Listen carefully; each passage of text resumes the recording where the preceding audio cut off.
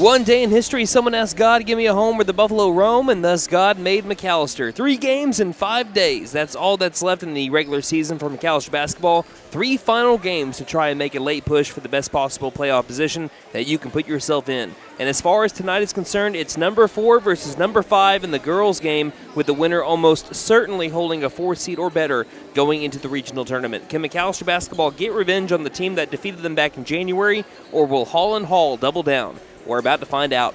Hello and welcome to the McAlester Activity Center, a.k.a. the MAC in McAlester, Oklahoma. I'm your voice of the Buffaloes, Brandon Green, along with Wyatt Hubbard, and you are tuned into the Lady Buffalo pregame show here on KNED, 1150 AM, 98.3 FM, on the KNED app, as well as video streaming at the McAlester Radio YouTube channel. Tonight we have the Holland Hall Lady Dutch and your McAlester Lady Buffaloes in this critical district matchup. Partner, this game has heavy playoff implications, and although this game doesn't end your season if you lose it, it'll heavily impact the rest of your journey. Yeah, Brandon, if you could win here tonight, it definitely makes the first round of the playoffs a bit easier, the path to the state tournament a bit easier.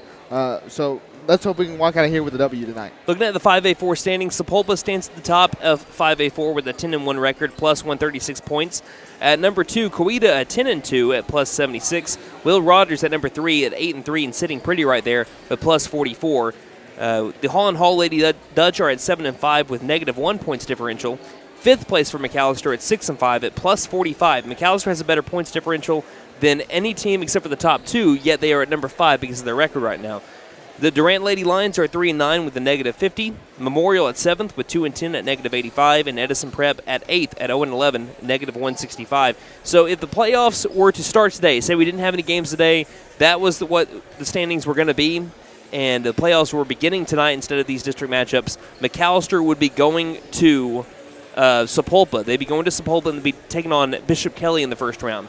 Who, say McAlester jumps to number 4, say the roles were reversed.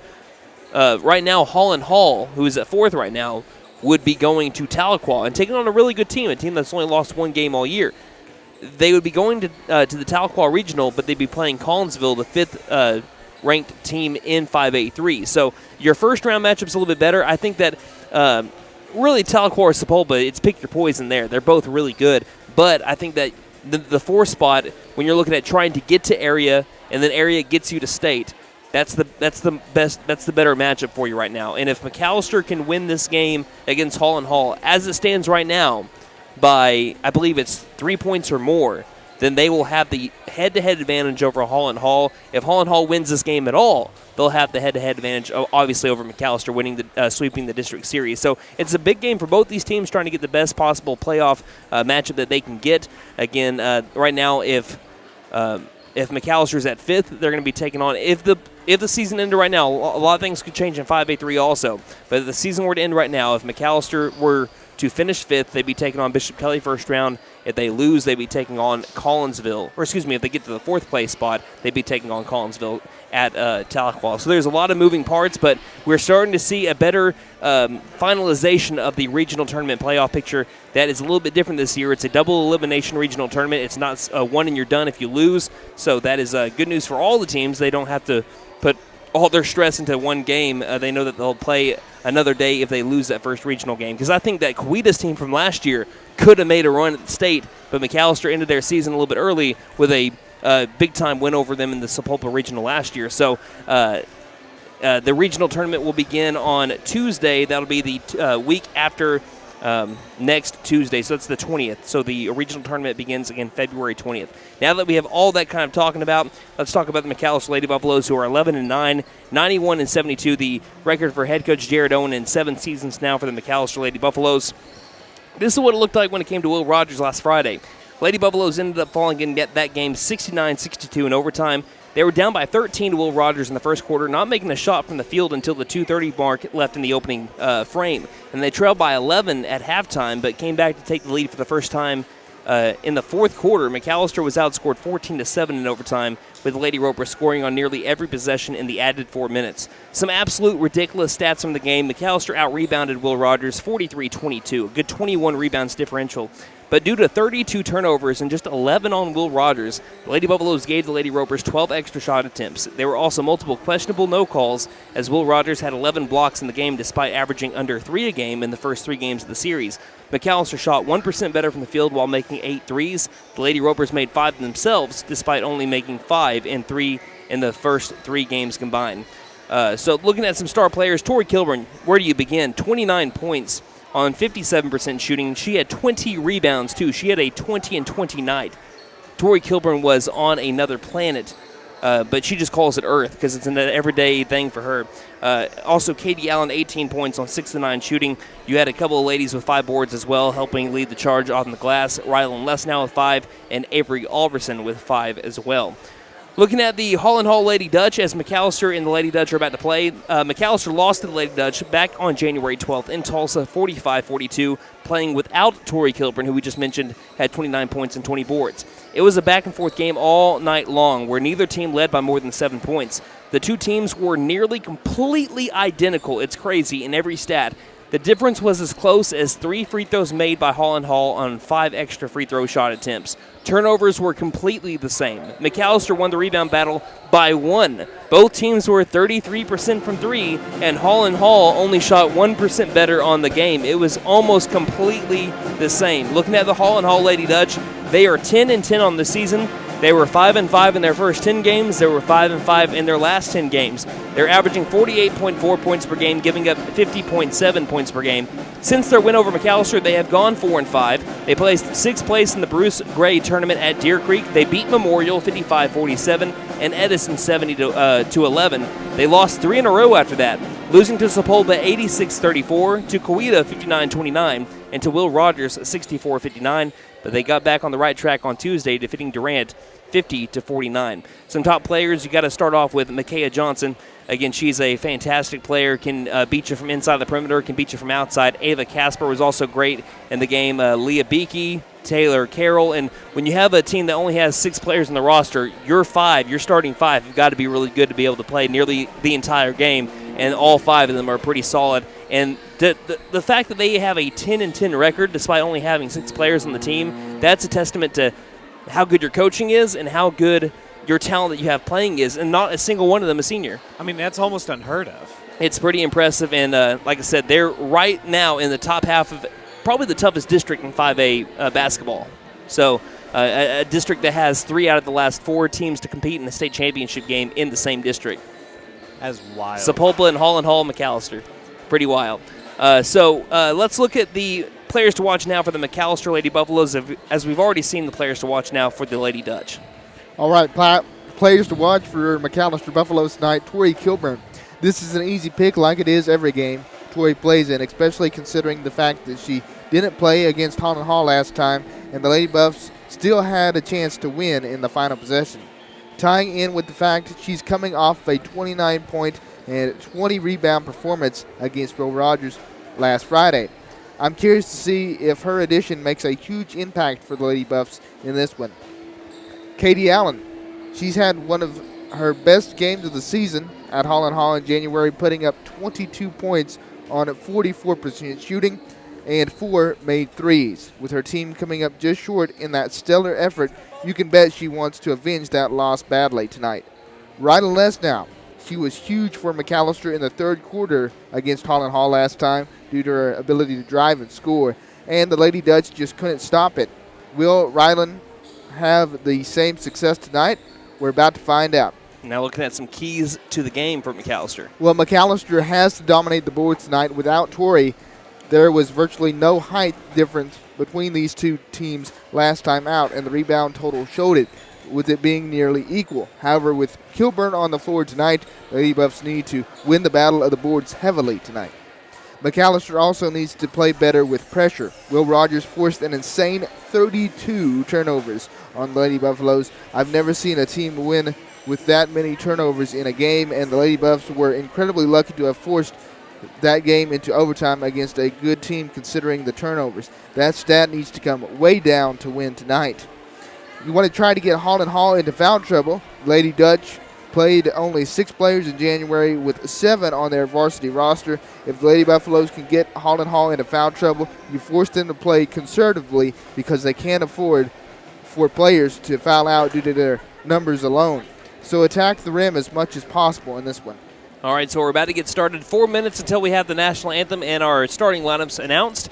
Again, let us know where you're listening from on Twitter at Buff Sports Radio. Again, that is Twitter at Buff Sports Radio. Or you can let us know on Facebook at facebook.com/McAlester Radio. You can comment underneath the last picture that we ended up posting, and we'll try to give you a shout-out the best we can. So, again, it's McAlester against Holland Hall. It's the second to last home game of the season. If you're listening right now, maybe you're on your way back from work, because we are simulcasting this game not just on video stream, but on radio, 1150 AM, 98.3 FM as well locally, as well as anywhere in the world, like on the KNED app and at McAlsterRadio.com on the KNED tab.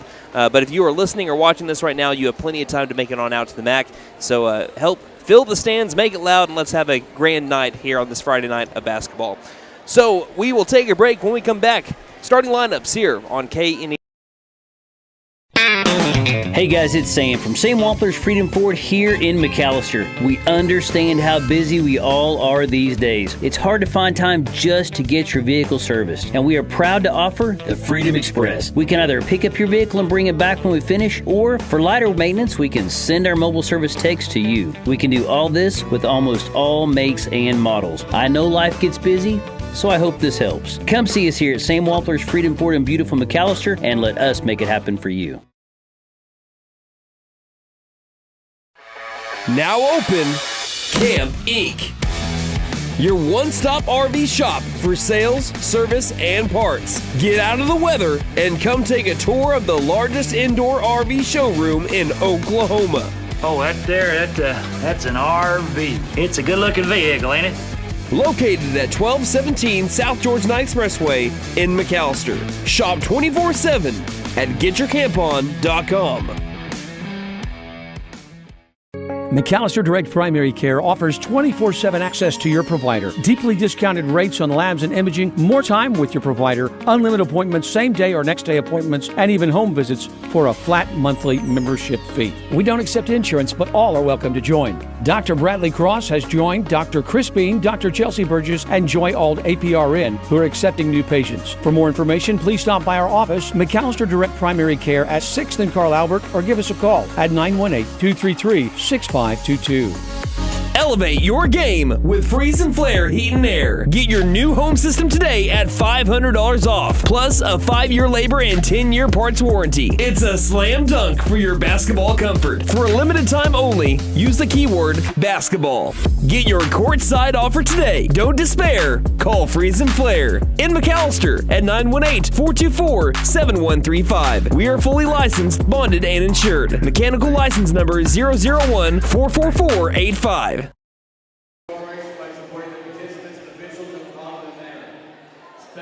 Welcome back to McAlester, Oklahoma. We're about to have our starting lineups as well as our national anthem first, as we would like to thank our sponsors before we do so. Sam Wampler's Freedom Ford, Camp Inc., McAlester Direct Primary Care, Freeze and Flare Heat and Air, Patriot Chrysler Dodge Jeep and Ram, The Bank & A, Fenton Nissan, WE Alford Propane, Vigorous Power Sports, and Vigorous Furniture. Thank you all for putting us on the air tonight. We're about to have a moment of silence and then our national anthem. So let's send it down to the floor as we begin our moment of silence. We request that you be respectful of others around you during this moment of silence.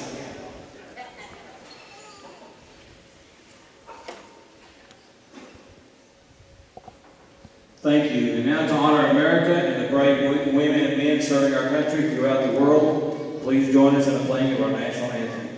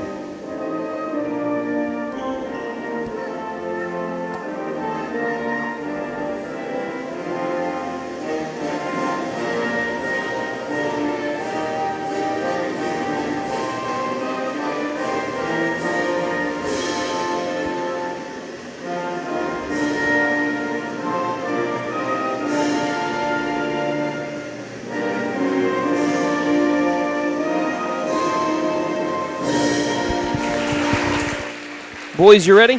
That's basketball, buddy. All right, let's send it back down to Mr. Larry Barnett as we are about to have our starting lineup, starting off with the Holland Hall Lady Dutch. Here is the starting lineup for Holland Hall. Number 10, Ava Casper.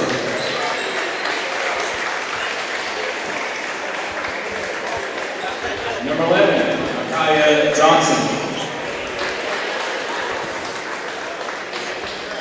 15, Taylor Carroll. Number 20, Addison Hill. 25, Leah Adams.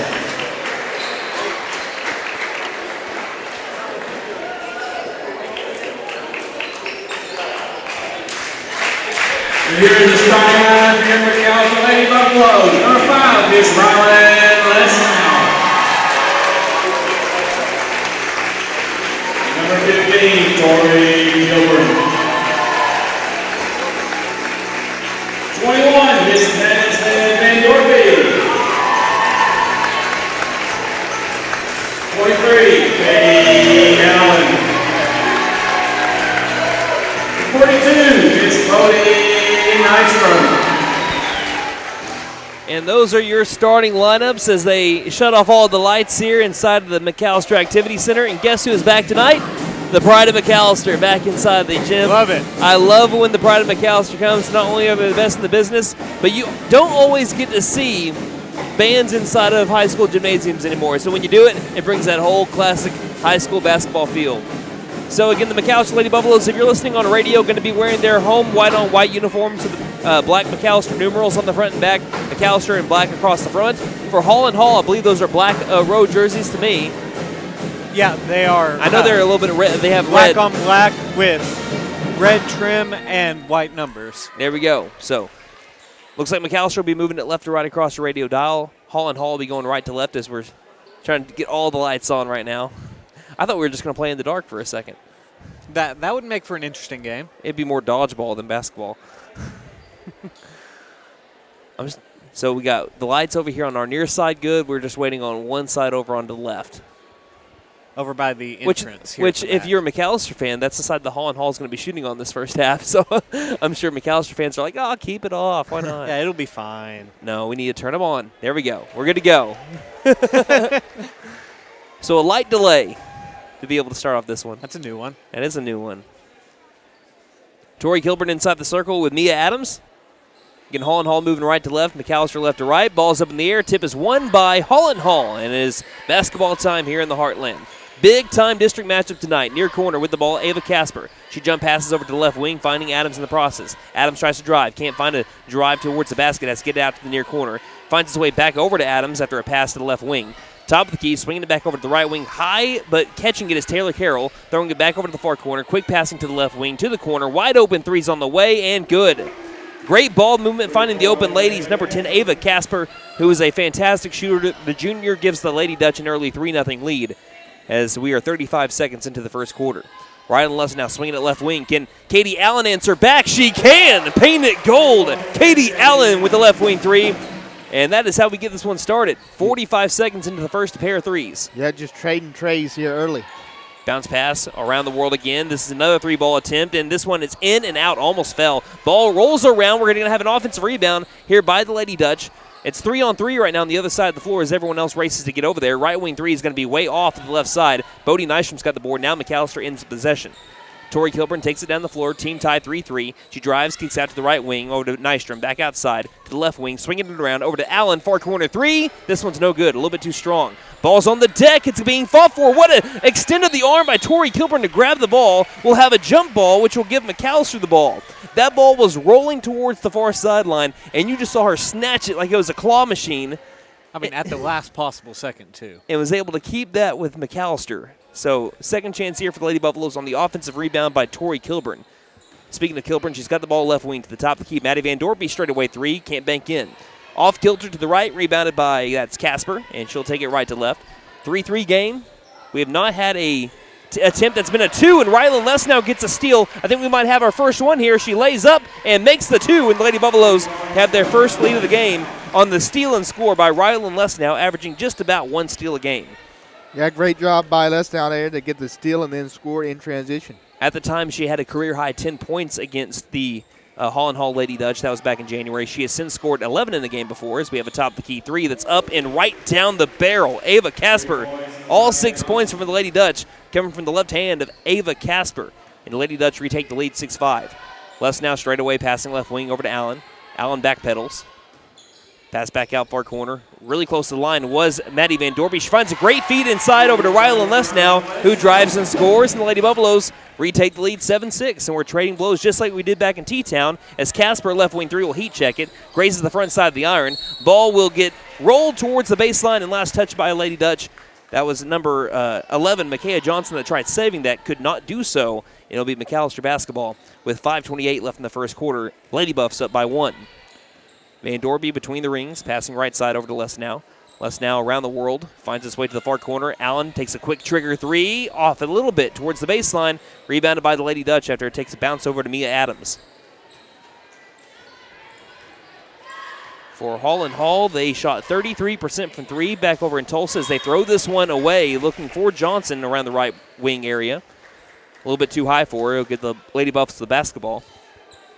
Both teams shot 33%, so both teams were pretty dang good from outside the perimeter. Right wing, we have already combined 3 threes so far. Inside, Maddie Van Dorby tried to feed it to a driving Bodie Nice from along the baseline. It's intercepted.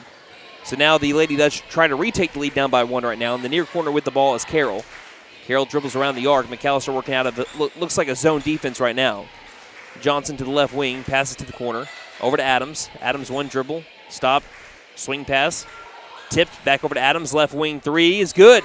And all 9 of their points coming from the deep ball. That one this time from Mia Adams. And it is now 9-7, McAllister's down. Right now, Holland Hall shooting 50% from 3 of 6. Les now tries to thin the needle. It's going to be intercepted again. McAlester trying to press their luck a little bit with some of these passes, and so is Holland Hall on that possession as they throw it off of an official out of bounds. Turnover Holland Hall. Lady Buffaloes are guarding inside of the perimeter really well, but they are leaving Holland Hall with some wide open threes, and boy, are they taking advantage of them. Already 3 made threes. They had 8, I believe, back on January 12th in Holland Hall's win.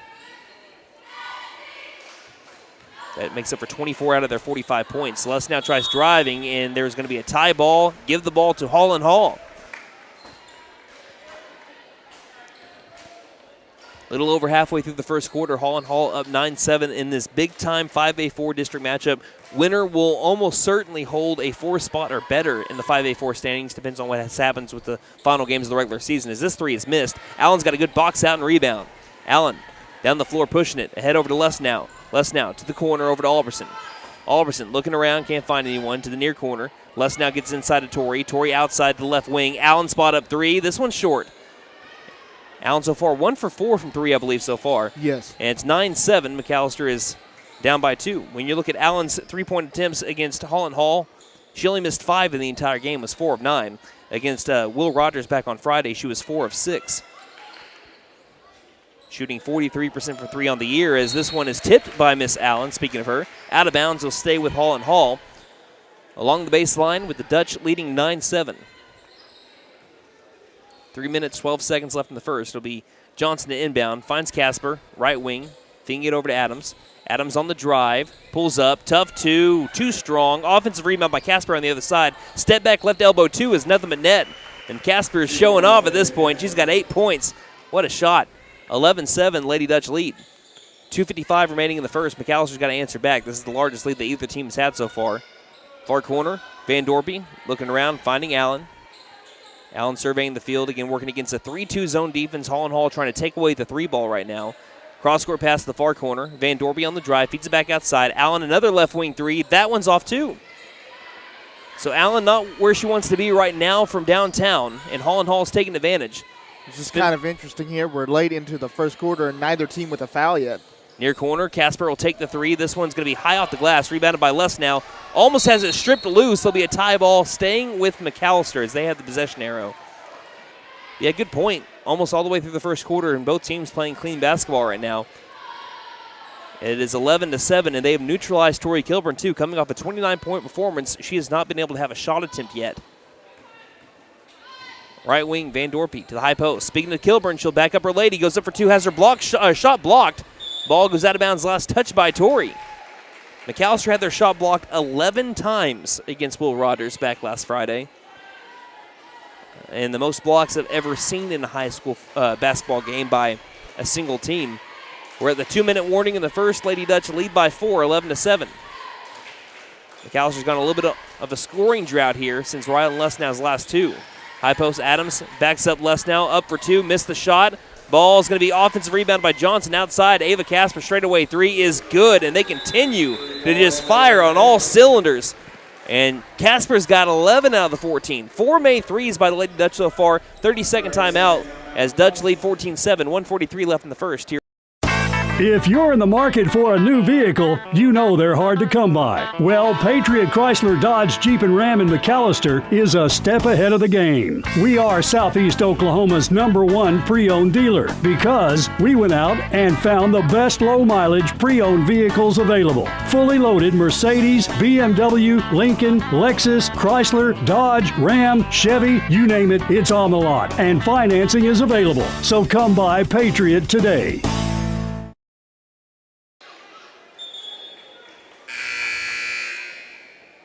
Got Rebecca Lynn Pettigo checking in, saying Friday night calls for listening to Buff Sports Radio with the crew up at Burger Supreme, cheering on number 15, Torrey Kilburn, saying let's go Buffs and get that dub tonight.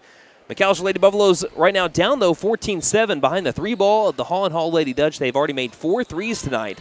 McAlester has made just one. It was the opening shot of the game for the Lady Buffaloes. But their three ball not really falling right now. They had a lot of attempts, only one make.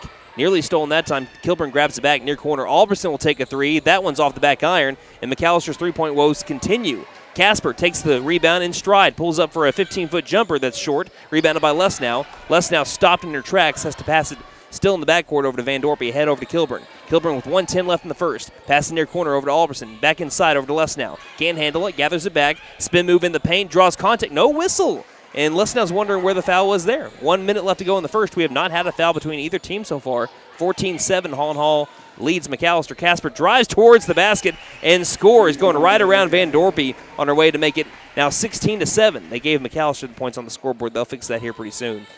Van Dorpe stopping inside the perimeter, tries to feed it outside, and was expecting Alberson a little bit further up the three-point line, went further towards the corner, and it led to a turnover. Lesnow checks out. Bodie Nystrom comes in.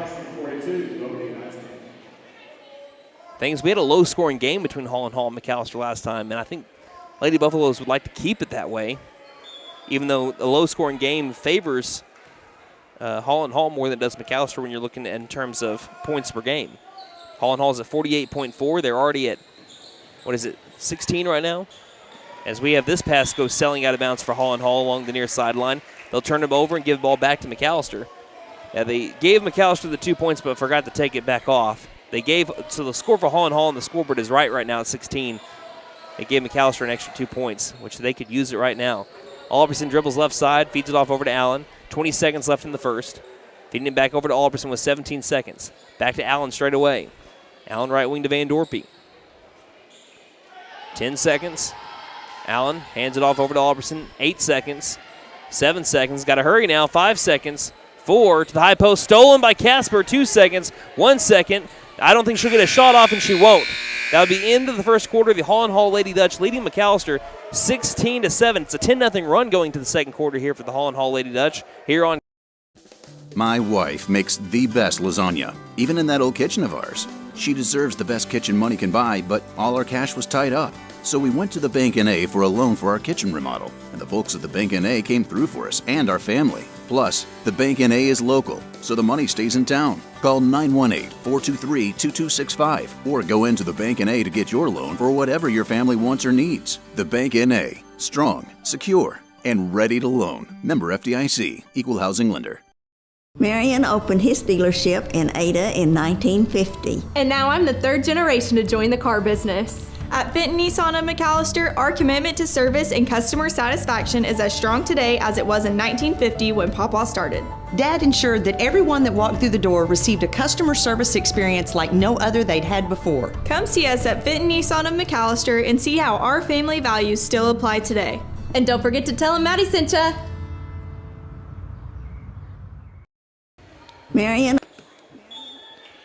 8 minutes on the clock. We're about to begin the second quarter as we officially do so with an inbound over to Ava Casper. The Holland Hall Lady Dutch lead McAlester 16-7. Lady Buffaloes right now 1 of 7 from 3. They're averaging 35% from three-point land so far this year as Katie Allen has a steal here on the opening play of the second quarter. She'll wait for her offense, pass the left wing over to Kilburn.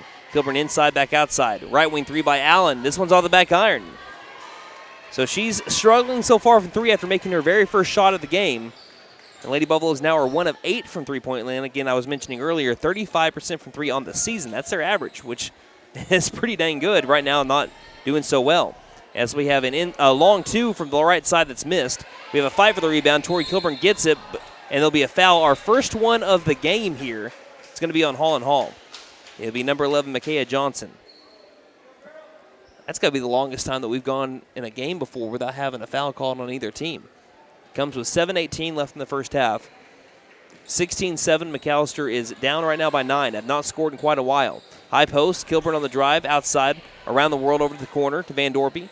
Van Dorpy cross-court pass, finding Alberson. Thought about the right wing spot up three, and so she'll dribble out, pass back to the straightaway mark where Allen resides. She dribbles to where Alberson was, passes between the rings to Avery. Avery feeds it inside over to Bodie Nystrom. Turnaround jumper, forced and missed. Offensive rebound. Katie Allen takes the right block too and banks it in. The Lady Buffaloes are back on the board. Katie Allen now with 5 points. 16-9. McAlester trails by 7 now. 6:39 left in the half. Casper feeds it between the rings over to Adams, over to Johnson, right side. Johnson guarded up by Allen. A tip pass to the baseline. Back out to the right elbow area. Feeding it again wide off to the left here, looking for number 15, Taylor Carroll. Now, McAllister's had one or two unforced turnovers. Holland Hall, that makes their third or fourth. So, Lady Dutch, even though they've shot the lights out again, some turnovers there that are keeping McAlester and giving them chances to get back in this game, down by only 7, though. It's just a 3-possession game. Holland Hall with 6 turnovers, McAlester with 5 right now. And speaking of unforced turnovers, Maddie Van Dorby grabbed the ball and then put her right foot back like she was about to drive. Didn't have a lot of pressure on her, but she stepped on the line to lead to a turnover. They'll give it back over to Holland Hall, so just trading turnovers here. 6:09 left in the half. As Johnson dribbles between the rings, passing over to Casper, guarded by Van Dorpy.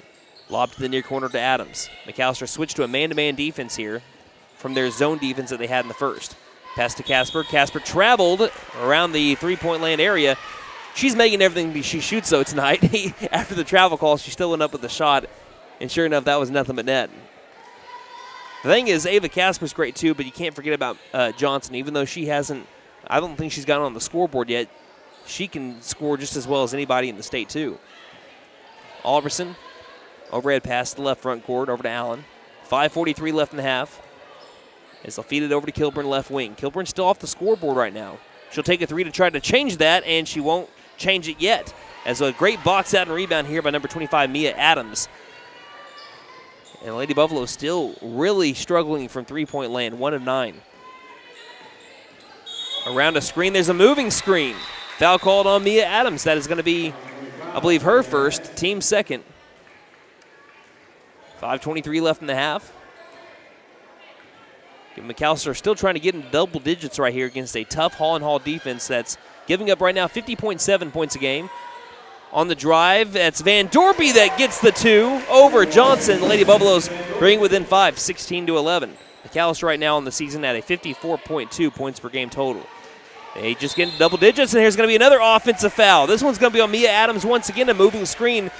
Coach Owen knew it right away, called for it, and the official saw the same thing. So that's quick back-to-back fouls on Mia Adams. 3 fouls now on the Holland Hall Lady Dutch as we have some substitutions coming in. Riley Forehand and also Avery Alberson. Speaking of Alberson, she has it left wing. Alberson kind of looking around, team down by 5, 4:52 left in the half. Van Dorpy feeds it right side over to Allen. Allen back over to Van Dorpy near corner. The zone defense that's been working so well for Holland Hall follows her. To the left wing, lobbing out near corner, wide open. Alberson pump in, working around the arc. Trying to be smart with their shot selection here. Inside of Van Dorpy. Van Dorpy 2-on-2 in the paint. Van Dorpy draws contact for 2, is too strong. And Mia Adams with another great rebound here. She's been working down the paint, and she is able to end another McAlester possession, making them go one and done. Right wing, Johnson working off her pivot foot.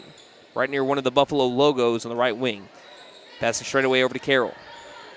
5-point Holland Hall lead. They have not scored in the second quarter yet. McAllister's been able to take advantage of it a little bit, winning the quarter 4-0. Left wing Casper. Casper's crossover. Left wing 2 is too strong. Ball gets tipped out of bounds. Last touch by Holland Hall. Gives McAllister the ball back. McAllister tries to up the tempo as they take it across the half-court line quickly to the left wing. Allen. Baseline to Kilburn. Kilburn trying to drive on Adams. Nothing's there. Over to the right wing, Alberson. Looking around, trying to direct traffic. High post, Allen on a bullet pass, trying to find Kilburn down the low post. It's last touched by Kilburn, out of bounds, turnover, Lady Buffaloes.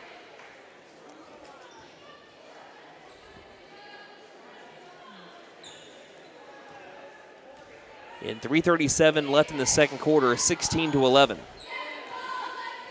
McAllister's looking for that big play or that big run that just hasn't happened yet, and it's all courtesy to how good Holland Hall's defense has been, and their three-point ball as well. Taylor Carroll hits a three-pointer, the third Lady Dutch to be able to do so tonight. Their fifth made three of the game, and it's now 19-11. 3:25 left in the first half. McAllister down by 8. We'll take a 60-second timeout and be back here. Since 1952, W.E. Alford Propane has been your source for propane and petroleum products, both residential and commercial. W.E. Alford Propane serves eastern and southeastern Oklahoma, with locations in the Eufaula area, McAlester, Shakota, Wilburton, Hartshorn, and Muskogee, just to name a few. If you need propane or petroleum products, there's only one number to call, 918-423-3121. Call today. W.E. Alford Propane, serving the area for 70 years. Honda ATVs and side-by-sides have a rock-solid reputation, and now you can upgrade your adventure with incredible deals on Honda accessories. For a limited time, buy select new Honda ATVs and get up to $300 in free accessories. Just head to Vickers Power Sports at 1904 South Main. Honda accessory rebate offer is valid with purchase of new and unregistered 2024 and prior ATV, Pioneer, and Talon models. Check with participating Honda dealers for complete details. Back to action here. McAllister after another Holland Hall 3. 15 out of their 19 points coming from 3 so far. They are down by 8. 5 made threes. McAllister's answered with 1 so far. They're trying to find something down the low post, but Tori Kilburn's been held scoreless so far. Right wing Van Dorpy trying to drive to the left elbow. She stops back outside over to forehand. 2:58 left in the first half. Lady Dutch lead 19-11. Forehand picks up her dribble, feeds it off over to Allen. Most of their work has been done outside the perimeter. Alberson calling for Van Dorpy, gives the ball to her. Van Dorpy dribbles between the rings. Goes right side, hands off to forehand. Forehand looking around, trying to figure out the zone defense that gave McAllister fits in the fourth quarter of their game back in January. Forehand finds a drive, takes a bump, no call, missed shot, offensive rebound. Tori Kilburn, that's where she gets her money right there with putbacks. Offensive rebound, her first one of the game, or rather her second one, and that leads to 2 points for her, and she's on the scoreboard. 19-13. Inside, feeding it back out to the far corner, Adams. Adams driving baseline, gets around Kilburn. Good positioning to the right block, and that'll lead to 2 points there by Mia Adams, and it's 21-13 to get it right back quickly. Allen thought about a spot up 3, inside over to Kilburn. Kilburn wants to get it back, and there's going to be a block shot out of bounds, last touch by Holland Hall. And it will stay with Lady Buffaloes. Van Dorpy baseline, slaps the ball, feeds it to the corner. Allen spot up 3, got it, paint it gold. That ends that little rough stretch she had, but again, we know as good as anybody, she's one of the best three-point shooters in the state. That makes it now 21-16. Katie Allen now with 8. Bad news is so is Ava Casper, but here's a steal. Riley Forehand's got it, picks up her dribble, feeds it ahead over to Van Dorpy, 2-on-2 in transition, stops, waits for her offense. Throws it ahead over to Kilburn. Kilburn spin move in the paint, works off the pivot, gets it back outside beyond the perimeter with 90 seconds left in the half, and the Lady Buffaloes down by 5. Back inside over to Kilburn. Kilburn, low post, gets the bucket. You heard Coach Owen from the near sideline saying feed her, and she's eaten. 21-18. 1:17 left in the half. Looks like McAllister is finally starting to crack the code on that zone defense. Far corner. Carroll works around a screen to the top of the key, gives off over to Casper. Casper works off a screen, passes right wing. On the drive, Addison Hill loses the ball and double dribbled. So the Lady Buffaloes have a chance to bring it even closer. They're down by a 3-point ball right now with 60 seconds left in the first half and what has been a quick first half. We have not had a free throw between these two teams. Left wing, Allen. Baseline over to Kilburn, back outside. Driving left side is Van Dorpy. Tough left-handed hook shot is missed. Offensive rebound by Kilburn. Back outside, over to forehand. Forehand to the right wing to Alberson. Allen wanted the ball in the low post, but she was guarded well. 35 seconds left in the second quarter. 3-point game, Holland Hall leads. Left wing to Allen. Allen looks around. Top of the key to Van Dorpy. She dribbles left, picks up a dribble, passes right wing to Alberson. 22 seconds left in the half. Alberson backs up, and here's a play from Coach Owen. Let's see what they got drawn up here. 16 seconds. Van Dorpy, 13 seconds.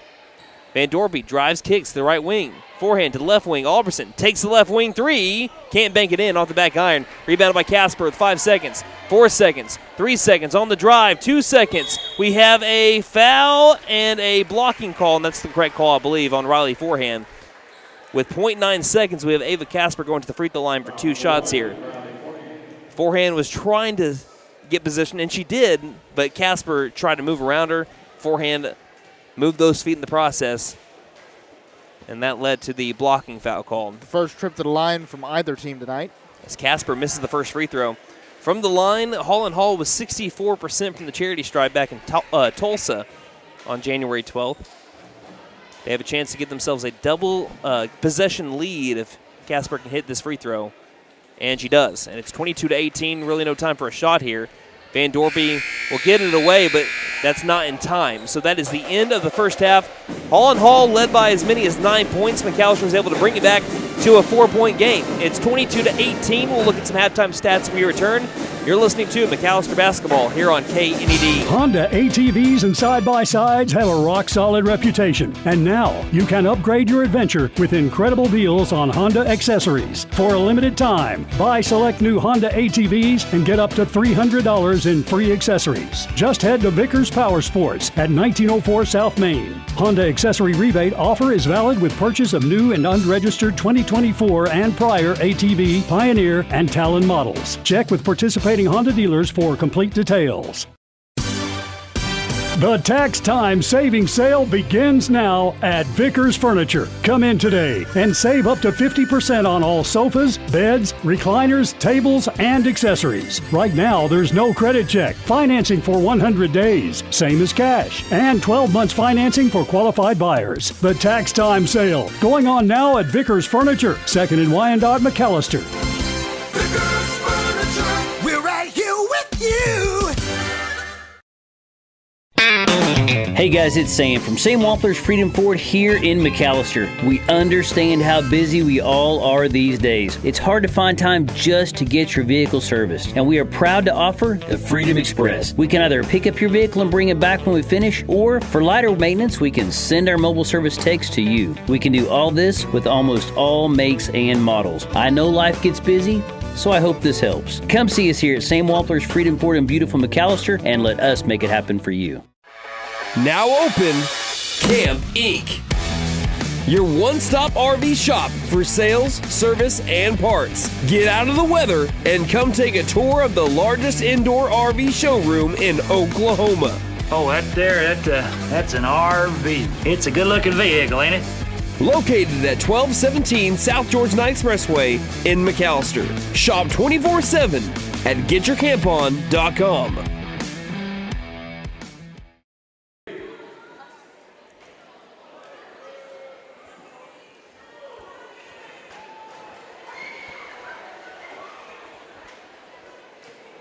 Welcome back to the MAC, where they're currently doing Chuck-a-Duck, where, again, if you're not new to Chuck-a-Duck, at halftime of every basketball game, girls and boys, they bring out the tub. Someone nearly sunk it in the bucket right there. If you get it inside the pool tub, then you, I believe, get a free bag of popcorn. If you can get it inside that bucket, then you win like a gift card to a local business, which is pretty cool. But right now, the Holland Hall Lady Dutch, they are sinking their threes. They're up 22-18 with 15 out of their 22 points coming from three-point land right now.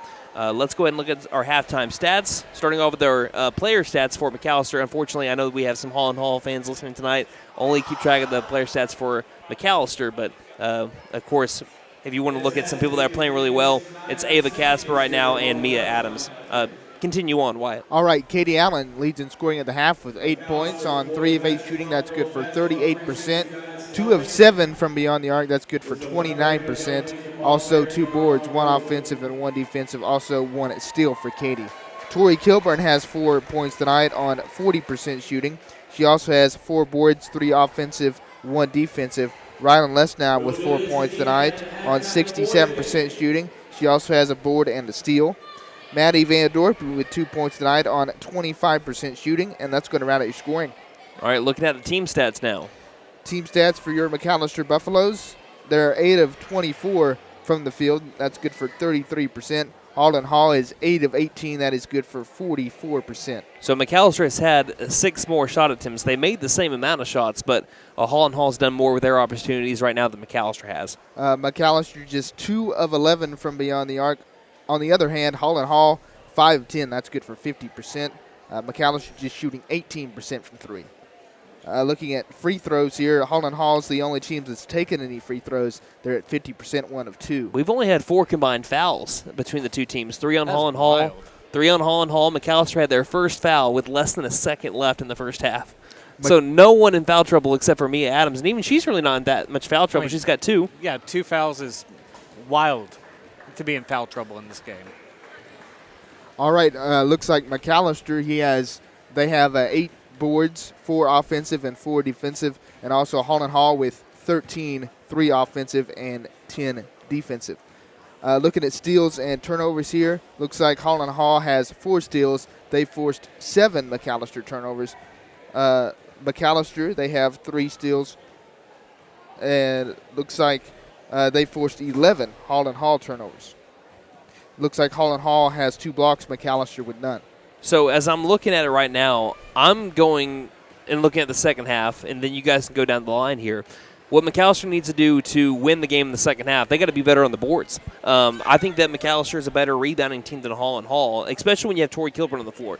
You were even with Holland Hall in what seemed like a very evenly matched game back in January, but you didn't have Tori Kilburn, who's averaging, let me look at it right now, almost 13 rebounds a game. And for McAlester to have to be losing the rebound battle right now by 5, I think that needs to change in the second half, especially when McAllister's the team that's missing most of the shots. I think that they need to follow it up, be a little bit better on the offensive rebound side. But that's a big credit to Mia Adams right now. She is doing work inside the paint against Tori Kilburn, and that's not easy to do. I mean, ask Will Rogers. Tori had 20 rebounds against Will Rogers, and if you're looking at Tori Kilburn right now, she has been held to only 4 rebounds in the first half. So credit to Mia Adams, but the Lady Buffaloes are going to need to be better on the glass. But that's also going to come if Holland Hall starts missing their shots a little bit more. Because right now they're what? You said 8 of 18 for 44%. If Holland Hall's shooting starts to come down, you'll see more defensive rebounds for McAlester.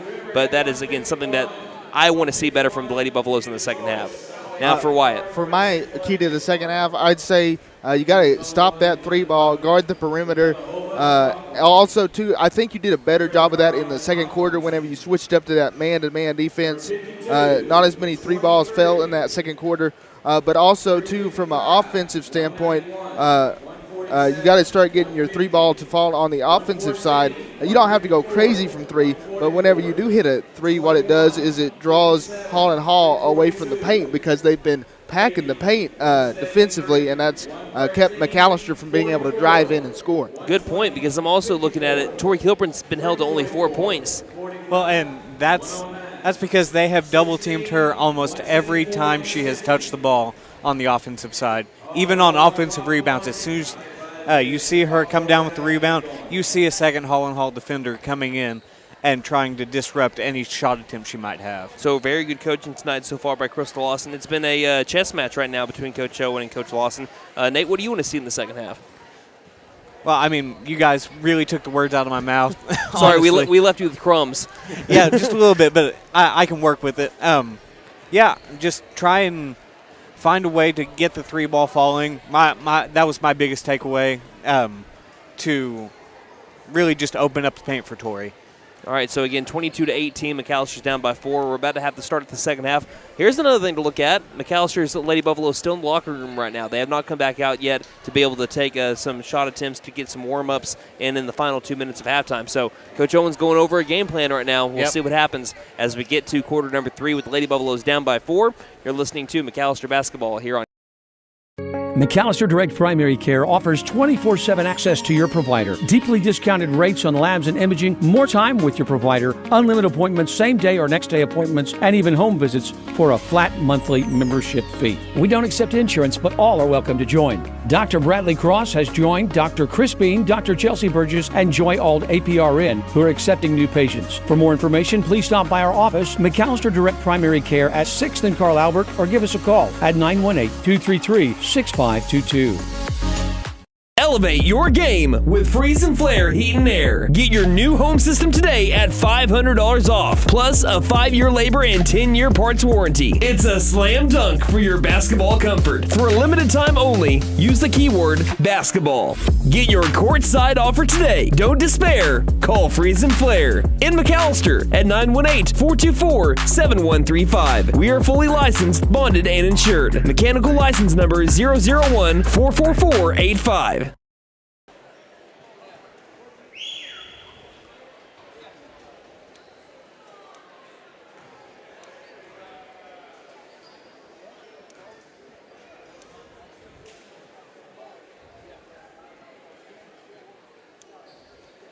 We got Nathan and Casey tuning in as well to McAlester Lady Buff Basketball, saying go Ryland and go Lady Buffaloes. Let us know where you're listening from or watching from on Twitter at Buff Sports Radio or on Facebook at facebook.com/McAlester Radio. Lady Dutch lead the Lady Buffs 22-18 at halftime. Here's something still to note. Lady Buffaloes still in the locker room, and we have 15 seconds until we're about to start the second half. This is one of the longest I've seen the Lady Buffaloes in the locker room. Again, trying to be able to crack into the code like you were mentioning earlier in the first half, which was the zone defense by Holland Hall. Here comes McAlester running from the locker room right now. And as it looks, it's only 4 McAlester players. We need a 5th one to be on the floor for McAlester. As it's going to be right now Riley Forehand, Maddie Van Dorby, Avery Alberson, Tori Kilburn, and waiting on one more player to come out onto the floor. I think it's going to, there it is, Katie Allen. So we're beginning the third quarter, 22-18 as we're flipping sides now. McAlester shooting on the left side of the half-court line. Holland Hall will be on the right. Hopefully for McAllister's three-ball sake, it's falling on this side of the floor like it was for Holland Hall if you're a McAlester fan. Again, 4-point Holland Hall lead. McAlester was able to bring it down to a 3, but a free throw by Ava Casper made it a 2-possession game. Between the rings, forehand, pass it to the left wing over to Kilburn, into the corner, Allen. Allen trying to work around, and she'll pass it over to the white line over where forehand resides. Forehand dribbles right, picks up her dribble. Needs some help. Still needs some help. Lobs it to a cutting Alberson. Inside over to Tori Kilburn. Wide open off the left block. And that pulls the McAlester Lady Buffaloes within 2, 22-20. Tori Kilburn now with 6. And Tori Kilburn's got a steal on the drive. Behind the back pass. Maddie Van Dorby can't make the layup, though. She does get her own rebound out to the left wing. Allen for 3 is missed. Offensive board, Tori Kilburn ties the game. 22-22. 4 points in the matter of about 40 seconds for the Lady Buffaloes. McAllister's pressing for the first time tonight. Johnson tries getting over to the baseline and does so. Back out to Johnson. Van Dorby knocks it loose to the near corner. I think McAllister, with only 1 foul in the first half, you're going to see them up the tempo a little bit here in the second half defensively. Adams inside the paint, goes up for 2. Contested, but made. Great shot by Mia Adams. And it's 24-22. She's got 7 points. 6:51 left in the third quarter. Forehand into the left wing. Alberson looking around. No one's open. Feed it back over to forehand. Forehand thins the needle on the drive. She's fouled on the floor. Foul will be on number 20. That is Addison Hill, her first foul. Team first. With Lady Dutch leading 24-22. McAlester has led it a couple points in this game, but all in the first quarter within the first 4 minutes. Holland Hall has controlled the game since on a 10-0 run that they went on. Alberson feeds to the corner. Allen to the left wing. Forehand back inside over to Kilburn. Kilburn backing up her lady. Up with the 2. Missed the shot. Offensive rebound. That's Katie Allen wide open with the rebound and the putback. 24-24. We talked about needing to rebound a lot better. That's what the Lady Buffaloes have immediately done here in the second half. Johnson thinning through every single McAlester player, it seemed like, to the right elbow. The ball finds its way over to Mia Adams, who jump stops her right elbow, two that's missed. Kilburn grabs another rebound. Ahead over to Allen. Allen, one-on-one on the drive, goes up for two, contested, and she's fouled. No, she's the one that fouls. Katie Allen gives a charge here to the Holland Hall Lady Dutch. Coach Owen doesn't look like she was in the restricted area. Coach Owen doesn't agree with the call. He's pleading his case to one of the officials, not the one that called it, I don't believe. And now Holland Hall with a chance to retake the lead up 24-24. On the drive, Casper, yep, that's going to be a travel. I thought there might have been a foul here on maybe Riley forehand, but it'll lead to a travel, and the Lady Buffaloes get the ball back. I guess it's all well that ends well. Yep, we'll take it. 6:08 left in the third, 24-24 is the score. Van Dorby down the middle of the floor, again against the zone defense still for the Lady Dutch. Left wing, Katie Allen trying to find Tori Kilburn, but again guarded well this time by Johnson in the low post. Ball finds its way over to Avery Alberson, top of the key. Kilburn trying to work for positioning in the low post. She gets the ball, back outside, right wing three by Van Dorby. Paint it gold! Maddie Van Dorby gives Lady Buffaloes a 27-24 lead as they're winning this quarter by quite a bit right now. I'll tally it up in just a minute. I think they're leading at 9-2. Maddie Van Dorpy with that three now has 5 points. Johnson right wing hands the ball off over to Hill. Hill back to Johnson.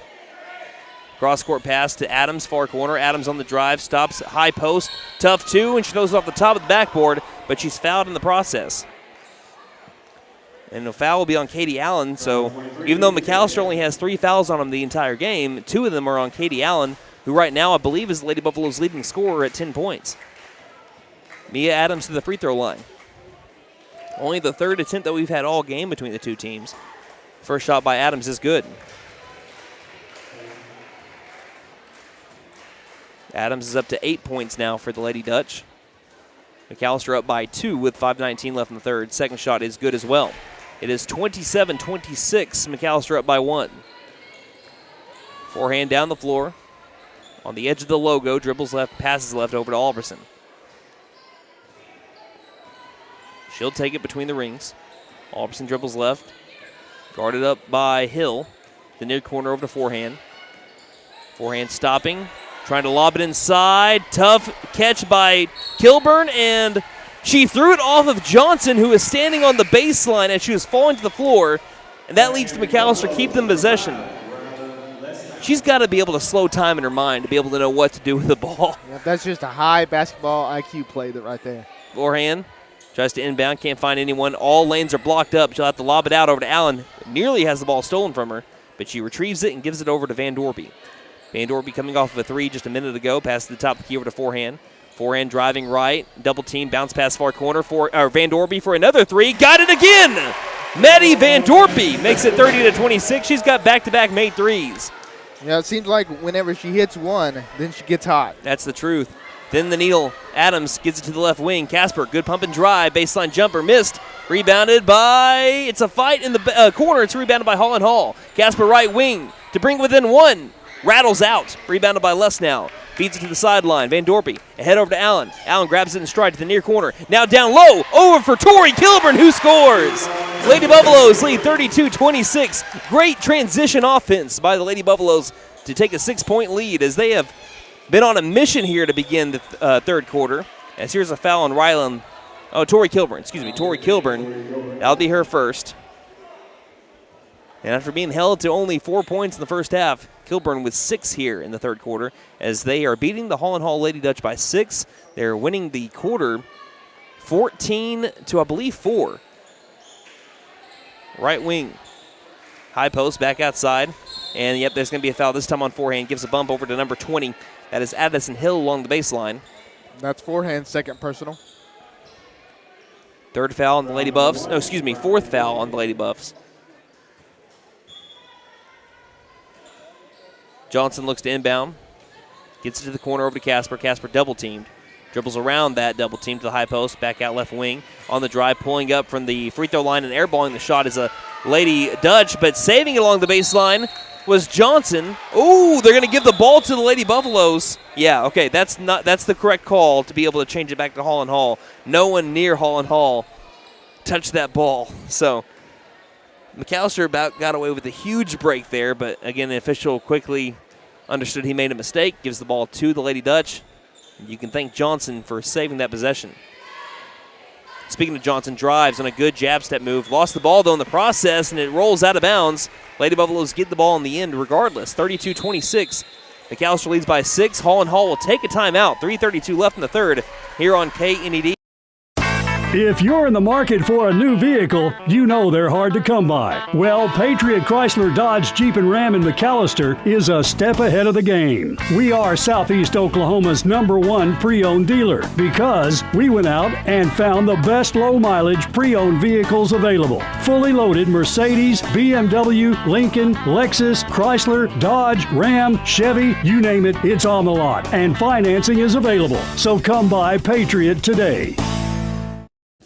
My wife makes the best lasagna, even in that old kitchen of ours. She deserves the best kitchen money can buy, but all our cash was tied up. So we went to the Bank N.A. for a loan for our kitchen remodel, and the folks at the Bank N.A. came through for us and our family. Plus, the Bank N.A. is local, so the money stays in town. Call 918-423-2265 or go into the Bank N.A. to get your loan for whatever your family wants or needs. The Bank N.A. Strong, secure, and ready to loan. Member FDIC, Equal Housing Lender. Holland Hall wants to make some adjustments. Only scoring 4 points so far in the third quarter. They take a timeout. It's 32-26 McAlester leads. 3:32 left in the third. McAlester, after not having a foul in the entire first half until the final second, have had 4 here in the third quarter.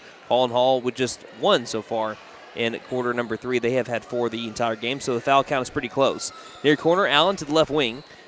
Kilburn to the right wing to forehand. And inside, there will be a foul. This one's going to be on Mia Adams. And that's her third. She has had 3 out of the 5 fouls for Holland Hall. 3:17 left in the third quarter. Forehand will inbound. Finds Kilburn wide open, right block, easy like Sunday morning. 34-26. Lady Buffaloes lead by 8. And McAlester will continue to press. No one really in foul trouble. Kilburn pokes it loose. Van Dorby with the steal, gives it right back on a pass. Tried to thin the needle and give it over to Katie Allen. Casper's got the ball driving in, and there'll be a charge called on Casper. Forehand fell to the floor. Casper's going to be charged with the foul. It'll give the ball to the Lady Buffaloes. That is only her first. She's got 14 points leading the way for Holland Hall. Left wing, Lady Buffaloes are up by 8. But again, this is kind of how this game played out back over at Holland Hall in January. McAlester was down in the first half. Went on a big run in the third quarter. Holland Hall was able to close it up in the fourth. So McAlester wants to take advantage of this run and keep on building on it while they have the chance to before Holland Hall starts to find their 3-ball again. Or if McAlester gets into foul trouble, which now he's had a couple of players play with 2 fouls. As Coach Owen calls a timeout, might have seen something while McAlester was dribbling around in the front court. 2:34 left in the third. Lady Buffaloes lead by 8 here on. Since 1952, W.E. Alford Propane has been your source for propane and petroleum products, both residential and commercial. W.E. Alford Propane serves eastern and southeastern Oklahoma with locations in the Eufaula area, McAlester, Shakota, Wilburton, Hartshorn, and Muskogee, just to name a few. If you need propane or petroleum products, there's only one number to call, 918-423-3121. Call today. W.E. Alford Propane, serving the area for 70 years.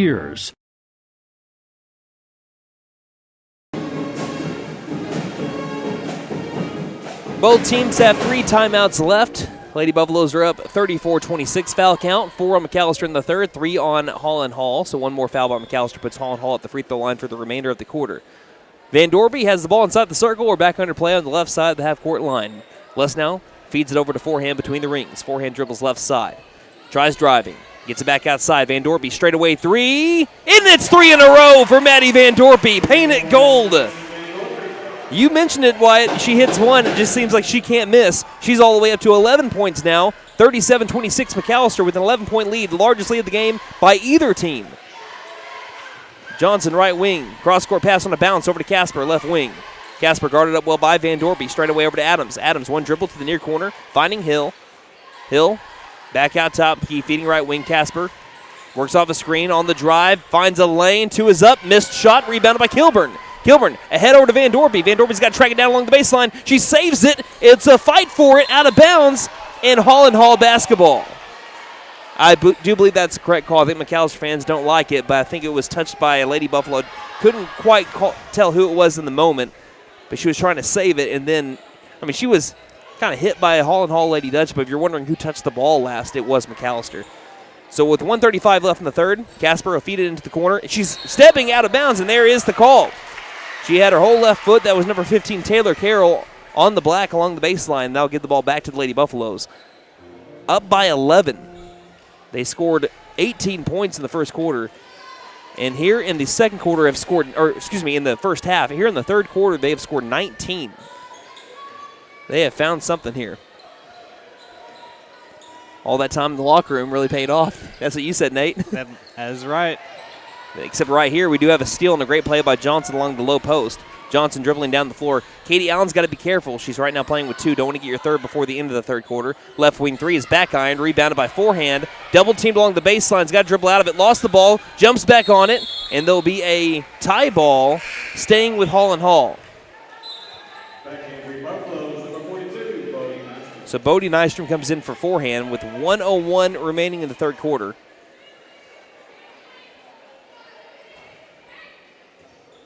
Johnson baseline slaps the ball, looks to find someone open. It's Mia Adams. Tough contested 2 is missed, and that'll be rebounded by Katie Allen. Allen down the floor, looks ahead, passing over to the near corner. Van Dorpy to the low post. Kilburn, spin move in the paint, draws contact, and she is fouled. Tori Kilburn to the charity stripe for 2 attempts. McAllister's first trip to the free throw line in the contest. Kilburn at the charity stripe this year, 73%. When you're looking at field goal percentage, 3-point percentage, free throw percentage, you're looking at your team leaders. It's either Tori Kilburn or Katie Allen. Kilburn leads us. Here's the first shot by her, and it's up and good. She gets 2 here. I don't know why everyone is running off. I think they just assume that she makes it on a shot down the low post. But Kilburn leads in field goal percentage, points per game, rebounds per game, and blocks per game. Allen leads in 3-point percentage, free throw percentage, and steals per game. Kilburn's second free throw is rattled out, and it's a 38-26 lead for the Lady Buffaloes. 46 seconds. What a play by forehand, but she was out of bounds as she was catching the ball, but nearly a steal, but she read it perfectly along the far sideline. And the Lady Buffaloes have won this quarter 20-4. Domination here in the third quarter by the Lady Buffaloes. 41 seconds left in this frame. Ball finds its way over to Carroll, to the right wing, over to Hill, back to Carroll. Straight away, guarded by forehand. Carroll on the drive, low post, and she'll be fouled by forehand. That'll be her third. 2 free throws on the way for Taylor Carroll, 5'6" junior guard for the Lady Dutch. Also puts the Dutch into the bonus for the rest of these 31 seconds. Right now, forehand, the only Lady Buffalo in foul trouble, as the first free throw is made here by Carroll. Holland Hall right now 4 of 5 from the free throw line. Carroll slide bend in the knees, shot is up, and this one's good as well. Brings it to a 10-point deficit for Holland Hall. 30 seconds left in the third quarter.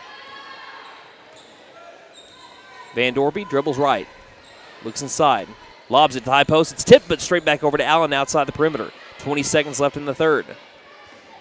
Allen dribbles left side. Pass to the white line, forehand, high post to Nystrom. Bounce pass inside. Tori Kilburn, masterclass down in the paint.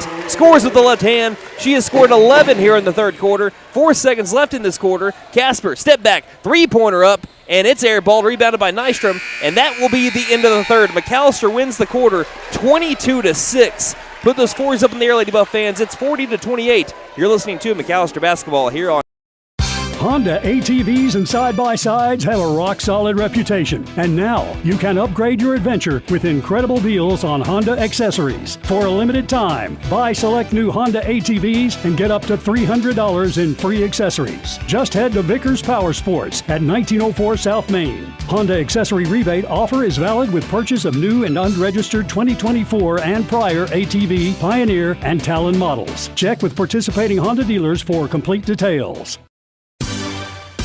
The tax time savings sale begins now at Vickers Furniture. Come in today and save up to 50% on all sofas, beds, recliners, tables, and accessories. Right now, there's no credit check, financing for 100 days, same as cash, and 12 months financing for qualified buyers. The tax time sale going on now at Vickers Furniture, 2nd and Wyandotte, McAlester. Vickers Furniture, we're right here with you. Me too.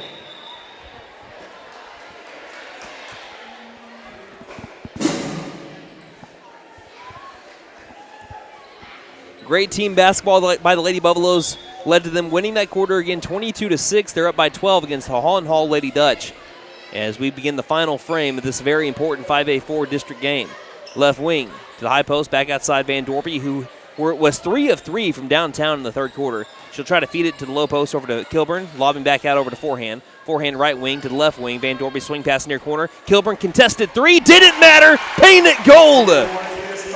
43-28. Tori Kilburn, that was her first 3 on the night, but has 18 points now. Teenage Mutant Ninja Tori with that mask on strikes again. Far corner out to the left wing. Casper gathers the ball, passes to the top of the key. Lady Buffaloes up by 15. Near corner. Adams on the drive. Adams swing pass around the baseline. Finds Casper. Long left wing 3 is short.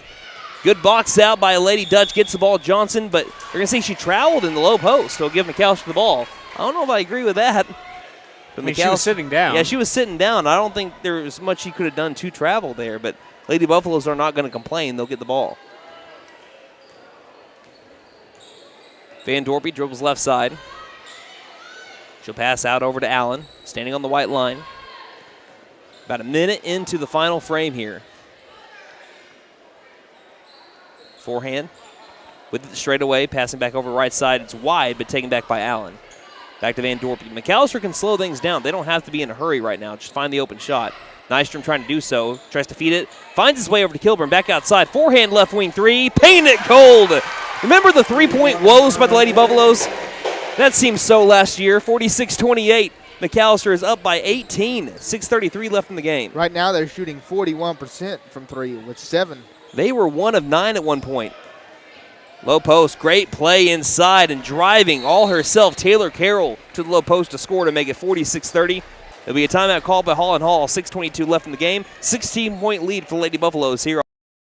Hey guys, it's Sam from Sam Wampler's Freedom Ford here in McAlester. We understand how busy we all are these days. It's hard to find time just to get your vehicle serviced, and we are proud to offer the Freedom Express. We can either pick up your vehicle and bring it back when we finish, or for lighter maintenance, we can send our mobile service techs to you. We can do all this with almost all makes and models. I know life gets busy, so I hope this helps. Come see us here at Sam Wampler's Freedom Ford in beautiful McAlester and let us make it happen for you.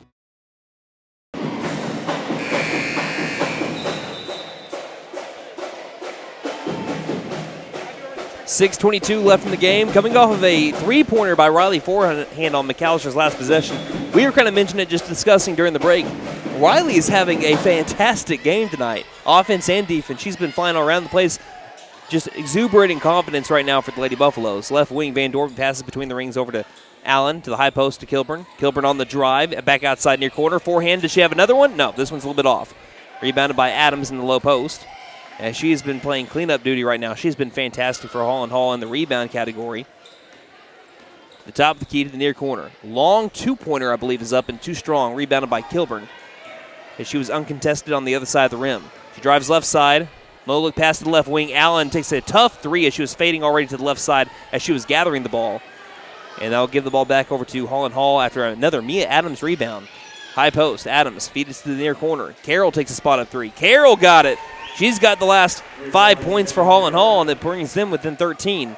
Holland Hall now with 6 threes, 6 of 15. She has got 10 points on the night, and half of her points in the last 45 seconds. High post. No look pass back to a driving Katie Allen. There's the layup. Lady Buffaloes answer a three, back with a two. And it's now 48-33. Lady Buffaloes back up by 15. 5:11 left in the game. Driving, Johnson. Great drive to the basket. On one step, was able to get her way there, and quickly, Holland Hall answers back. 5 minutes left. 13-point lead for the Lady Buffaloes. Looking to the low post, Nystrom. Standing outside the paint, one dribble, back outside over to Kilburn, left wing three, and they are on fire. Tori Kilburn, painted gold. And we'll have a timeout call by Coach Owen, and it's a 60-second one. Lady Buffaloes lead by 16, 51-35. You're listening to McAlester basketball here on. Now open, Camp Inc. Your one-stop RV shop for sales, service, and parts. Get out of the weather and come take a tour of the largest indoor RV showroom in Oklahoma. Oh, that's an RV. It's a good-looking vehicle, ain't it? Located at 1217 South George Knight Expressway in McAlester. Shop 24/7 at getyourcampon.com. McAlester Direct Primary Care offers 24/7 access to your provider. Deeply discounted rates on labs and imaging.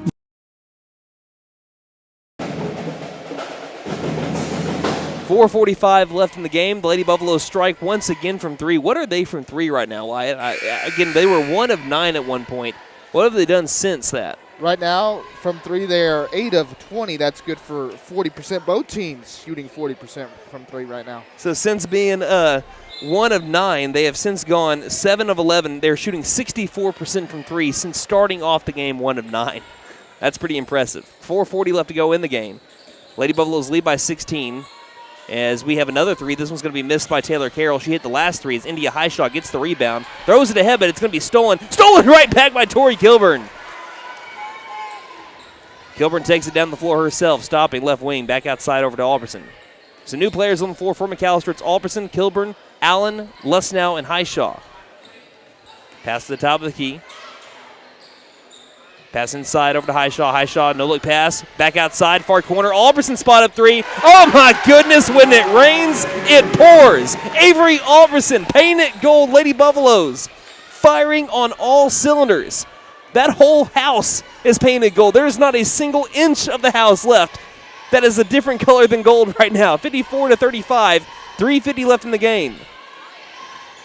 Johnson passes far corner. Spot up three by Casper is good. Their second made three of the second half.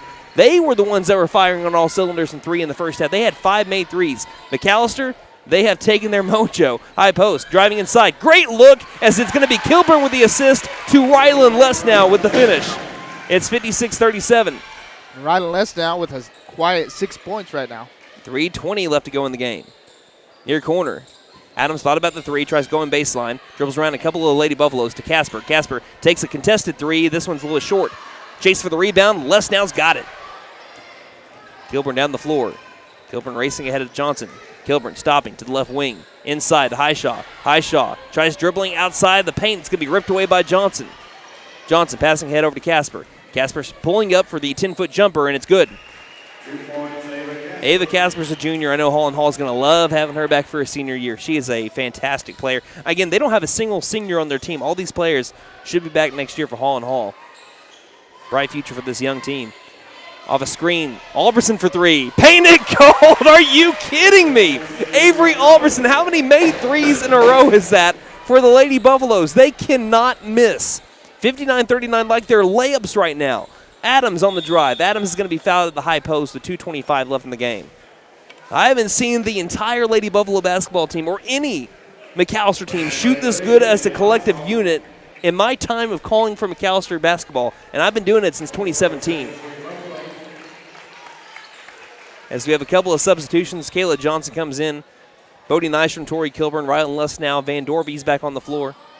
Inbound over to the right wing. 2:23 left in the game.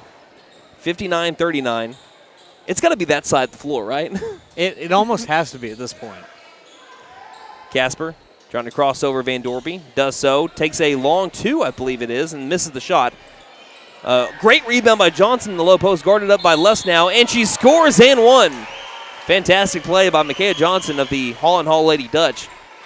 Lesnow will be charged with a foul and one attempt coming up here for the junior. In an interview with Vibe, Johnson said that her mom's her role model. Her parents have been her biggest supporter, along with her sister, who was on last year's team as well. Again, that team that made it to the state championship game went 24-4 and were just seconds away from being a state champion. Johnson with a fantastic play, and she finishes with the free throw, and it's now 59-42. 2 minutes left in the game. Kilburn near corner three. That one's in and out. Again, why not? It seems like it's contagious when you make all these. That one's missed and rebounded by Johnson. 1:50 left in the game. Adams trying to direct traffic. She'll overhead pass it to the corner. Going baseline is Carroll. Carroll back outside. Adams takes the straightaway three. That one's good. And it's now 59-45. It's a 14-point lead for the McAlester Lady Buffaloes. Now, a reminder, though, that McAlester doesn't want this thing to get too close because you're looking at points differential as we have an offensive foul here on the Lady Buffaloes away from the ball. And it's going to be on Les now. Since this, your playoff seeding could come down to playoff points because Holland Hall won the first matchup. If McAlester wins this one, you don't want it to become a close game. Because then if you get within the 3-point margin, which I don't think will happen, but there's not a guarantee that it won't, then you're looking at Holland Hall having the advantage here. Near corner, Adams drives around the lady, pulls up for the baseline jumper. That one's good, and it's 59-47, down to a 12-point difference. 1:10 left in the game as Van Dorpy passes near corner over to Johnson. Johnson back to Van Dorpy, and it's going to sail out of bounds with 1:06 left. And Coach Owen still hasn't taken a seat. Even though he's let some new players come into the game, I don't think he's totally comfortable yet.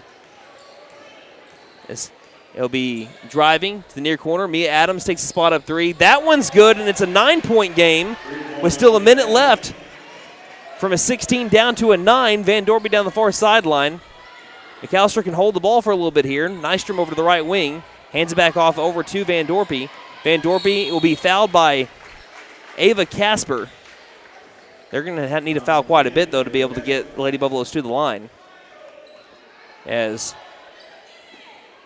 again, on the floor right now for McAlester is Van Dorpy, Lesnow, Perrin, Johnson, and Bodie Nystrom. Pass that over to Johnson. Back over to Van Dorpy. Van Dorpy on the drive. Takes a bump, and she is fouled. 2 free throws coming up for Maddie Van Dorpy, who is 74% from the line this year. Holland Hall down but not out. They were down by just a little bit ago, 20 points. They brought it back to a 9-point deficit on some timely 3-point shots. Van Dorpy's first free throw is good. And she's up to 12 points. Avery Alberson comes back in for Kayla Johnson. I think we'll have enough time to be able to do some post-game stats in this one, as the boys are not supposed to start until 8, as Van Dorpy hits both the free throws at 61-50. Clock does not start until Johnson touches it, and there he goes. Johnson dribbling ahead, stopping, passes tipped in, stolen by Nystrom. Ahead over to Lesnow. Lesnow, spin move in the front court, looking inside, finds Alberson. Left block 2 is good. Avery Alberson with a new career high. She's got 8 points. 63-50. Casper, Euro step inside, left the shot short. Rebounded by Lesnow. 18 seconds left in the game. As the pass goes ahead, tipped out of bounds by Johnson. It'll stay with the Lady Buffaloes as McAllister's going to win this one. And also they're going to get the points differential here on Holland Hall too when it comes to the season series. And Coach Owen wants to see them score on this last possession, see if they can get that 15. Yeah, because of course you're capped out at 15. So again, let's see if they try to score here or if they just try to hold the ball. We got 3 seconds. I think they're just going to dribble it out here. That's all right. As McAlester does now officially jump Holland Hall for 4th place in the 5A4 standings, bettering their position in the 5A regional tournament a little bit better with a 63-50 win over the Holland Hall Lady Dutch behind a massive second half 3-point shooting spectacle by the Lady Buffaloes. They win by 13. So ladies and gentlemen, Lady Buffalo fans far and wide, grab that brush and paint that win column black and gold. Let's look at our player stats because I think we have a ton of time here to be able to do so. Wyatt, tell us how well McAlester played, starting off with our player stats. Tori Kilburn led in scoring. She had 21 points on 64% shooting, 50% from 3. Also had 8 boards and 2 steals for Tori. Maddie Van Dorpy had 13 points on the night on 50% shooting from the field. Shot 75% from 3, including 3 made threes. Also 100% from the charity stripe, a perfect 2 of 2. Also had 1 offensive board and 1 steal for Maddie. Katie Allen had 12 points on the night on 42% shooting, shot 22% from 3, also had 4 boards and looks like 1 steal. Avery Alberson had 8 points on the night on 60% shooting, also shot 50% from 3. And looks like Rylan Lesnow had 6 points on 75% shooting. She also had 4 boards, looks like 1 steal. Riley Forehand had 3 points on the night on 33% shooting, also 50% from 3, and also had 1 board. And that's going to round out scoring. Looking at the team stats, McAlester was 53% from the field after starting off down in the 30s. Holland Hall was still consistent all throughout the game, 41%. McAlester from 1 of 9 to 10 of 23 for 43%. Holland Hall still really good, 9 of 20 for 45% from 3. McAlester made 3 out of their 4 free throws. Holland Hall 7 out of their 8. Totally the same in rebounds, 7 offensive, 14 defensive for both the teams for 21 rebounds. When it came to turnovers, McAlester ended up having 15 themselves. Holland Hall had 21, 2 blocks for Holland Hall to 0 on McAlester. Final thoughts on this one, and we'll get ready for the boys' game, which we do have. Buff of the Week are one of 2 that we're going to be having tonight. We're going to be having that here in just a minute with J.C. Berry, one of the managers for the Lady Buffaloes that was chosen as Buff of the Week here. We'll be playing that as soon as we go to break here, but your final thoughts on this one, guys? Well, you got to give props to Coach Owen. I mean, whatever he said at halftime completely worked. Again, you go into halftime trailing, and then you come out of halftime and you start scoring. You hit all your threes. Everything changed during halftime. Whatever he said, I wanted to be able to put on a motivational poster. No kidding. I need it. I need that to be my alarm clock. All right. In the morning. Final thoughts, Nate. I mean, it was clearly a tale of 2 halves. Everything we talked about at halftime during the broadcast, everything changed. And that was just a fantastic win by McAlester. And we'll see what they do going forward. All right, they have 2 more games left at Sepulpa tomorrow at noon, and then they have Coweta back here at the final game at the MAC here this season at 6:30 against Coweta, trying to get revenge in both of those games. It's now time for Buff of the Week with J.C. Berry, and then we're going to be hearing from Camp Inc. After that, we'll get ready for the boys' game here in just a moment on K.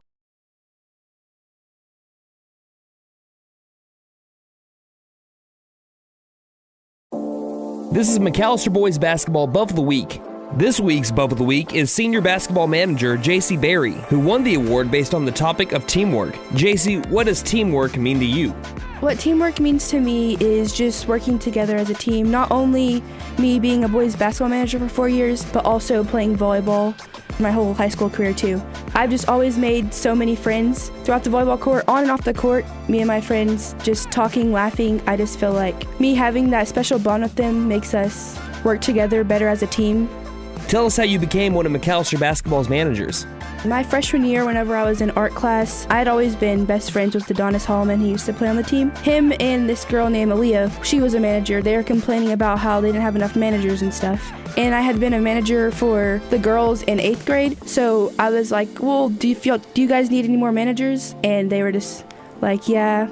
And so they were like, come to practice today and I'm sure Will let you be a manager. So I went to practice and he just said, as long as you make sure your grades are good, you can be one. And then from there, I started growing the bond with the boys, and then that's what made me want to stay.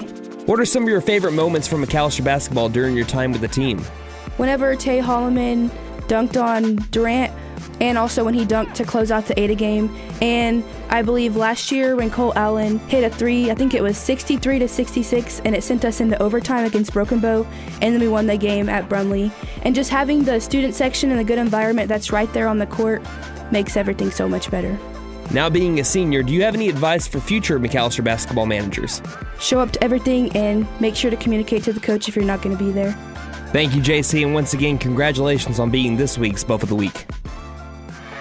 Now open, Camp Inc., your one-stop RV shop for sales, service, and parts. Get out of the weather and come take a tour of the largest indoor RV showroom in Oklahoma. Oh, that's an RV. It's a good-looking vehicle, ain't it? Located at 1217 South Georgia Expressway in McAlester. Shop 24/7 at getyourcampon.com.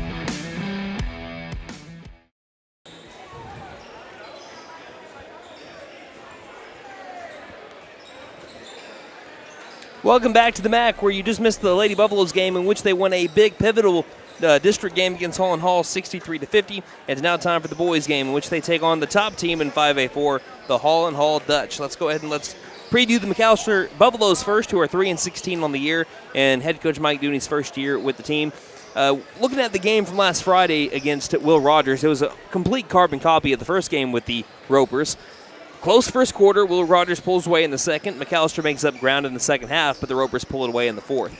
It was a 21-8 second quarter that doomed McAlester this time. The Buffs pulled a 17-point deficit to a 7-point game, but couldn't bring it closer than that, falling 63-52. Stats were nearly identical, however. That's what's so weird about this. McAlester shot only 3% worse and only had 3 more turnovers than Will Rogers.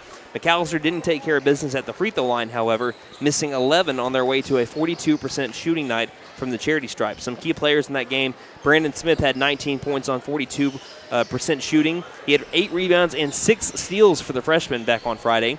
Devontre McKendrick had 18 points on 41% shooting, had 2 steals as well. And Davion Bickham had 5 rebounds, but leading the way in rebounds for McAlester, another freshman, Davian Pouncil, had 7 rebounds. Actually, he was the second on the team in rebounds with 7 behind Brandon Smith. Looking at the 5A4 standings as we're about to preview the Holland Hall Dutch. Again, Holland Hall alone at number 1, but again, Edison Prep is right on their tail. It's 11-1 right now over Edison Prep, who is 9-2. Holland Hall is plus 144 in points differential. Edison Prep is at 95. McAlester is all the way down at 7, but if McAlester ends up, as the same record as Durant, I think Durant will end up jumping McAlester because Durant owns the points differential in the season series. When you're looking at the tiebreakers there. So the Buffaloes really would like another win to be able to jump up a spot in the 5A4 standings. Again, right now they're at 7th, but again, if they finish with the same record, Durant will jump McAlester at the end of the season. At least that's the way I look at it. So McAlester is at negative 93 in the points differential rankings there. But they've had some close games. They nearly beat Coweta. They played really close against Tulsa Memorial until they pulled it out. They've been close, but it's been, again, close but no cigar. So let's look at the Holland Hall Dutch, who are 17-3 on the season. They are 7-2 since their win over McAlester back on January 12th. They took 3rd place in the Deer Creek Bruce Gray Invitational. They lost to the host team, Deer Creek, 44-40, but then beat Ponca City 63-50 in the 3rd place game. They're led by head coach Teddy Owens, averaging 59.4 points per game and giving up 41.6 points per game. Some other games that they had, they beat Memorial 46-37, but then lost to Edison Prep 59-54. They beat Sepulveda, and that's their only district loss, by the way, but they're still ahead of Edison Prep on the season series so far. So as long as they can win out, they're going to take the top spot in 5A4. They beat Sepulveda 64-43, also beat Coweta, again, a team that McAlester nearly beat in the final 30 seconds. They only beat Coweta by 5 points, 44-39. They also beat Will Rogers 58-40, and then beat Durant on Tuesday in just big-time fashion, 69-30. Looking at McAlester and their 48 points against Holland Hall back in January, that's still the second most points scored against Holland Hall in districts. The only team that's better than them is the only team that's beat Holland Hall this year in district play, Edison Prep, who had 59. They're only giving up 38.1 points per game in district play. So for McAlester to have 48 points, really impressive in that game. They'd like to have a similar offensive production while lowering the offensive production of Holland Hall in this one. And it's going to come down to rebounds. Wyatt's going to talk about it in just a moment. But again, if you're looking at some players to watch, there's one big one that stands out, and it's Carter Benton. Again, he's a three-point specialist. I mean, he's not just a three-point specialist. He's an everything player. Carter Benton is really good for the Holland Hall Dutch. Going to have to watch out for him, but also look out for players like Ryan Levine, Julius Wilson, Kanan Gibson, Ethan Tabor, Matthew Underwood. They're all starters. They're all going to give McAlester fits, so the Buffaloes are going to try to overcome that and try to end this losing streak in a big win. I mean, this would be the biggest win that McAlster's had in a long time if they can come away with this one. So we'll see if they can do it in their second to last home game of the regular season. Let's go ahead and look at some players to watch now for the McAlester Buffaloes as well as keys to the game. Players to watch for your McAlester Buffaloes in this one. Want to look out for Brandon Smith.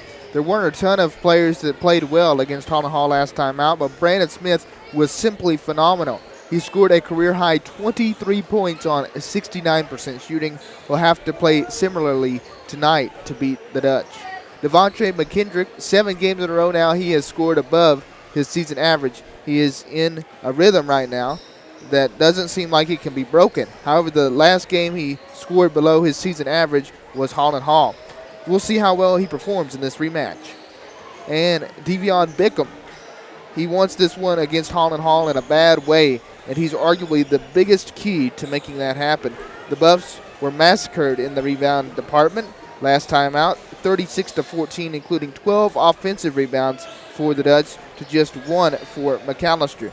Bickham is the current leading rebounder for the Buffaloes, so the Buff faithful will look to him to lead the charge in pulling the rebounds closer to even.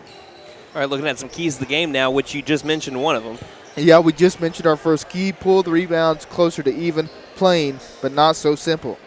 And you're going to have to match the Dutch scoring. If you go through a long stretch of no scoring, Holland Hall will take advantage of it. You need to play like you did against Memorial and Coweta earlier this season to have a chance to beat the top team in the district. And lastly, force turnovers like you were able to last time against Holland Hall. The near 20 turnovers you forced allowed McAlester to score the second most points that the Dutch have given up in a district game this season. Up the pressure and do it again. All right, so those are your keys to the game for the McAlester Buffaloes. We're about to get started in about 3 minutes.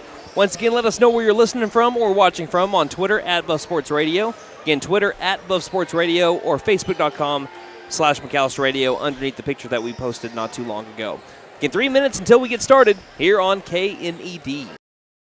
McAlester Direct Primary Care offers 24/7 access to your provider, deeply discounted rates on labs and imaging, more time with your provider, unlimited appointments, same day or next day appointments, and even home visits for a flat monthly membership fee. We don't accept insurance, but all are welcome to join. Dr. Bradley Cross has joined Dr. Chris Bean, Dr. Chelsea Burgess, and Joy Ald APRN, who are accepting new patients. For more information, please stop by our office, McAlester Direct Primary Care at 6th and Carl Albert, or give us a call at 918-233-6522. Elevate your game with Freeze and Flare Heat and Air. Get your new home system today at $500 off, plus a 5-year labor and 10-year parts warranty. It's a slam dunk for your basketball comfort. For a limited time only, use the keyword basketball. Get your courtside offer today. Don't despair. Call Freeze and Flare in McAlester at 918-424-7135. We are fully licensed, bonded, and insured. Mechanical license number 001-44485. If you're in the market for a new vehicle, you know they're hard to come by. Well, Patriot Chrysler Dodge Jeep and Ram in McAlester is a step ahead of the game. We are Southeast Oklahoma's #1 pre-owned dealer because we went out and found the best low-mileage pre-owned vehicles available. Fully loaded Mercedes, BMW, Lincoln, Lexus, Chrysler, Dodge, Ram, Chevy, you name it, it's on the lot. And financing is available. So come by Patriot today. My wife makes the best lasagna, even in that old kitchen of ours. She deserves the best kitchen money can buy, but all our cash was tied up. So we went to the Bank N.A. for a loan for our kitchen remodel, and the folks at the Bank N.A. came through for us and our family. Plus, the Bank N.A. is local, so the money stays in town. Call 918-423-2265 or go into the Bank N.A. to get your loan for whatever your family wants or needs. The Bank N.A. Strong, secure, and ready to loan. Member FDIC, Equal Housing Lender.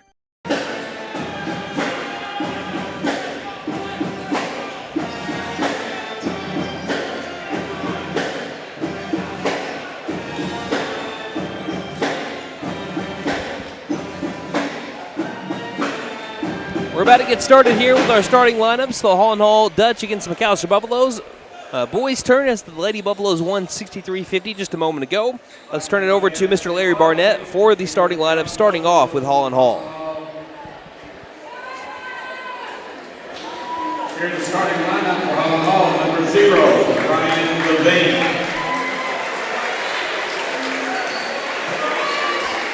Number 1, Julius Wilson. Number 2, Kaden Gibson. 23, Ethan Tabor. And 33, Carter Benton.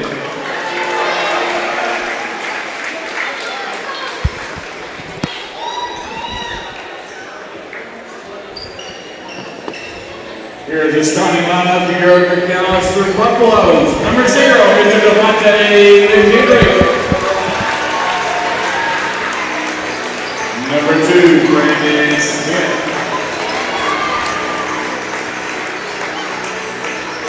Number 3, Davion Council. And number 10, Pittsburg Alex Doogie. And 21, Davion Bigman. And those are your starting lineups. McAlester, if you're listening on radio, wearing their home white on white uniforms with the McAlester in cursive across the chest, black numerals on the front and back, kind of like a checker pattern down the sides, black and gold. The Holland Hall Dutch, they're wearing their black on black road uniforms. We have white numerals on the front and back, white in Holland over the number on the front and Hall underneath it on the bottom. We have Devion Bigum inside the circle with Ethan Tabor. As the Buffaloes will be moving the ball left to right across your radio dial, the Dutch right to left. Ball's up in the air as the band is still playing, as it's won by McAlester. Devontre McKendrick has got the tip, and we are underway here at the MAC. It is basketball time in the Heartland. 10 seconds in, let's go. McAlester with it first. Ball comes loose. It's going to be stolen early here by Carter Benton. Ahead over to number 0, and that's going to be Ryan Levine, who missed the shot, but on the putback, it's number 23, Ethan Tabor, and the Dutch lead early with a steal and a score, 2-0.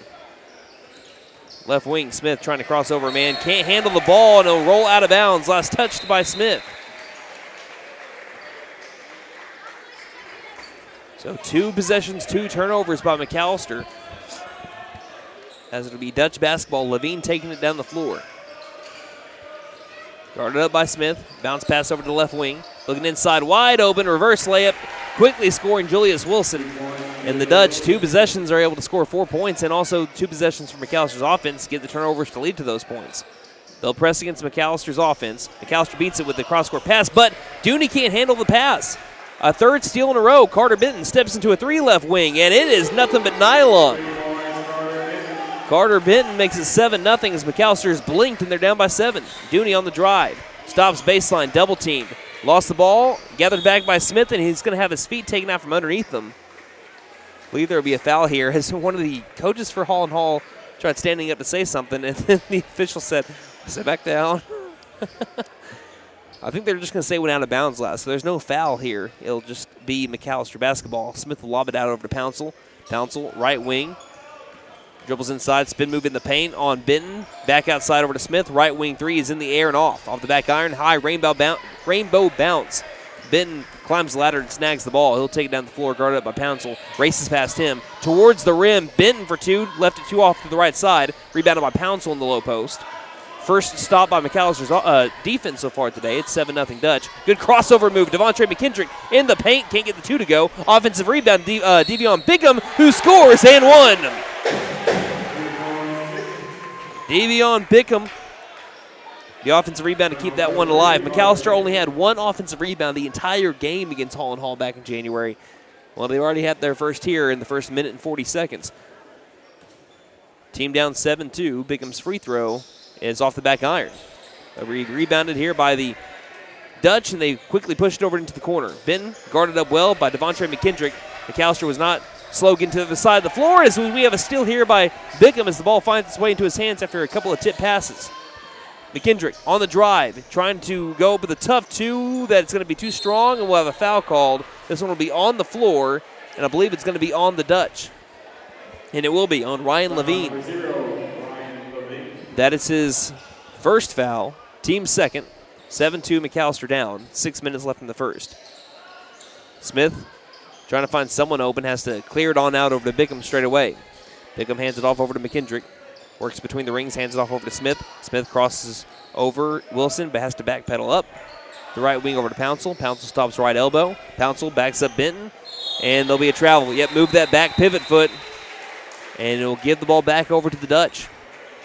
McAllister took pretty good care of the ball against the Dutch back in January. Only had 15 turnovers, which is where you kind of want to be. That's the mark that you want to kind of strive for. Obviously, you want to have less than that, but that's kind of an average that I've seen so far in high school basketball. McAllister right now with 4 turnovers. As we have a good move to the paint by Ethan Tabor, who lays it in left block to make it 9-2. McKendrick near sideline, still in the backcourt, feeds it back over to Bickham. 1 dribble across over to Smith. Smith left wing, finds a lane, attacks it, goes up with a wild two along the baseline, nearly behind the backboard, misses the shot. Benton with the rebound, throws it ahead to a wide open Wilson, who scores on the drive. That's Julius Wilson with his third and fourth points of the game, making it 11-2. Smith trying to answer back as he was falling to the floor, threw the ball up, down low, and had it blocked out of bounds. He'll stay with the Buffaloes. We're down by 9, 11-2, 5:09 left in the first. Bickham will inbound baseline. Feeds it straight to Smith. Smith will take the right wing three. Looks good, is a little off though. We have a foul called. This one's going to be on Bickham. They're going to say that he was pushing Tabor with the left hand as he was trying to grab the rebound. He'll give the ball back over to the Dutch. He did have that arm extended. Yep. Usually that's what officials are looking for when your arm's extended, fighting for a rebound. They'll call that every time. Even if your arm kind of gets hooked there, they'll usually call it like that, which I don't think happened that time. Left wing, Tabor hands it off over to Wilson. Wilson trying to advance into the perimeter, takes a step back right wing three that's too far off to the left. Pouncil's got a rebound. Pouncil will head over to Smith. Smith trying to push it. Right side on Benton. Is trailed from behind. Misses his shot. It might have been blocked at the low post. Rebounded after an air ball. Going the other way, Wilson feeds it to the corner. Levine, spot up three from the corner is good. And the Dutch explode out to a 14-2 lead. Coach Dooney wants a timeout with 4:27 left in the first. You're listening to McAlester Basketball here on Marion opened his dealership in Ada in 1950. And now I'm the third generation to join the car business. At Benton Nissan of McAlester, our commitment to service and customer satisfaction is as strong today as it was in 1950 when Papa started. Dad ensured that everyone that walked through the door received a customer service experience like no other they'd had before. Come see us at Benton Nissan of McAlester and see how our family values still apply today. And don't forget to tell them Maddie sent ya.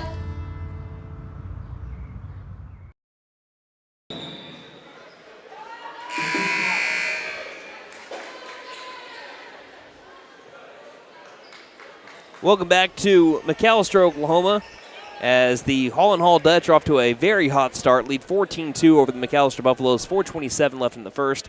McAlester has not been able to match the scoring output of the Dutch so far, as again they're averaging just under 60 a game, and they have been leaving district teams in the dust all year long. Edison Prep is the only team to beat them, but even they beat Edison Prep by more than 15 earlier in the year. Holland Hall at 11-1 plus 144 in the points differential. That's almost 50 points more than the next closest team. That is how bad they're beating teams this year. Dooney out of the timeout. That's Alex Dooney. Feeds it to the near corner. Bounce pass inside over to Isaiah Highshaw, who couldn't handle it, but it was also being tipped around by the Dutch. He'll roll out of bounds along the baseline. And McAlester will keep the possession here. Down by 12, trying to get a little bit closer in. This starts with one score. Can they get it here on this possession? Dooney outside the paint, steps back in, lost it as he was double teamed, was swiped by Kanan Gibson, and then a foul subsequently on that after the steal on number 1, Isaiah Highshaw. Second team foul on McAlester, 2 on the Dutch so far, so even in fouls here, as we're now officially at the halfway point in the first quarter. Holland Hall's defense that they've been known for all year is shining right now. On the drive, Benton, step back, long two, missed it, left that short. It's Bickham with the board. He's clearing the glass so far. He only had 2 rebounds against Holland Hall last time out, and he already has more than that today. McKendrick, high post, trying to feed it back out over to Dooney, does so. Again, working against the 3-2 zone here by Holland Hall. McKendrick gets it after a handoff by Dooney. McAlester didn't have a ton of trouble scoring against Holland Hall last time. I mean, they scored about what they average on the season. As Highshaw near the three-point line on the drive, draws contact, passes outside over to the far corner. Pouncil stops left elbow, works off the pivot foot, tried throwing to Highshaw. Highshaw went right when he was expecting him left, out of bounds. And it'll be a substitution now. Smith coming in for Highshaw. 3:17 left in the first, 14-2 Dutch lead the Buffs.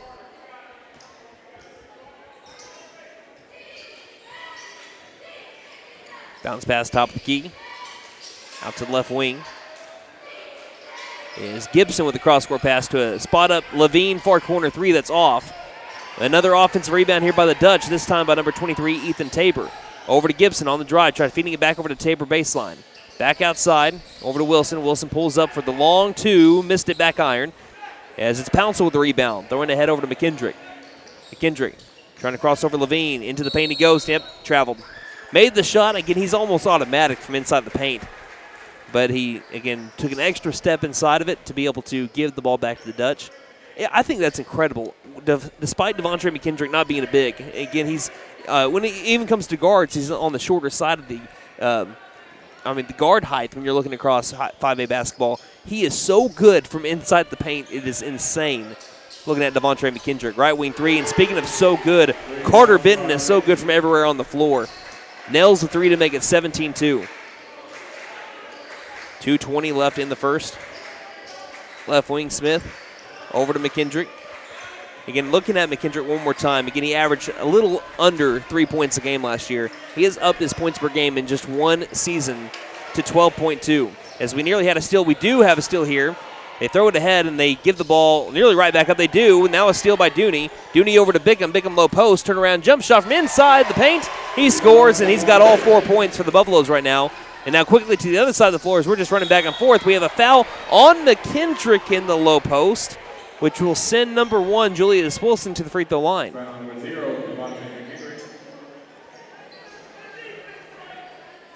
That's pretty close, but it'll be free throws here. Number 2, Kanan Gibson. Again, officials have the best view of that, especially right by the floor, but it looked like it was bang-bang there for Devontae McKendrick. First free throw is back on him, though. At the free throw line, Holland Hall shot 63%. You want to know something pretty crazy? Looking at the girls' game from back in January, McAlester and the Lady Buffs, the Buffs and the Lady Buffs, both shot 67%. Holland Hall girls shot 64%, boys 63%. Almost the exact same in the games. Second shot is made here by Kanan Gibson, and it makes it 18-4. Caden Harris getting his first minutes today. So is Garrett Pickett. Smith quickly after the inbound dribbles to the left front court, hands off over to McKendrick. 1:45 left in the first. McAlester surveying the field. We'll pass it to the left wing over to Smith. Smith to Harris, straight away. Right wing to Dooney, bounce pass baseline. McKendrick, bounce pass back over to the right wing over to Smith. Back to McKendrick near corner. McKendrick to Pickett. Right arc, inside, good look for Harris. Harris directly underneath the basket, though, traveled. He wanted to go straight up with it. Coach Dooney, though, liked the idea. He gives his offense an applause and says, hey, you got the idea. Let's go ahead and try to do that again the next time we get the ball. And with how good Holland Hall has been this year, McAlester is behind the 8 ball already. Holland Hall's been there with a lot of the players. They went to the state semifinals last year. Bringing back some key players from that team. Is near corner with the ball right now. Feeding it to the top of the key is Julius Wilson. Wilson on the drive. Floater inside the paint. Falls. Julius Wilson's only a sophomore, too, and he is a phenomenal athlete. 20-4, the Dutch lead the Buffaloes. McKendrick to Pickett. Pickett, they cross over to Harris. Harris waits for Pickett to get across the half-court line and does. Pass to the right front court over to McKendrick.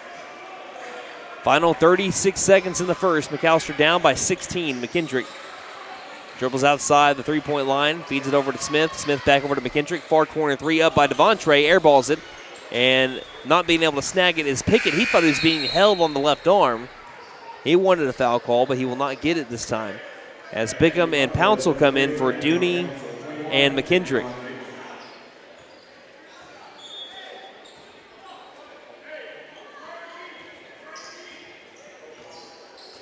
Dutch up by 16, trying to extend their lead here before the break from the first to the second quarter. Left wing Matthew Underwood is going to be fouled here by Pickett. And that'll be the fourth foul on the Buffs.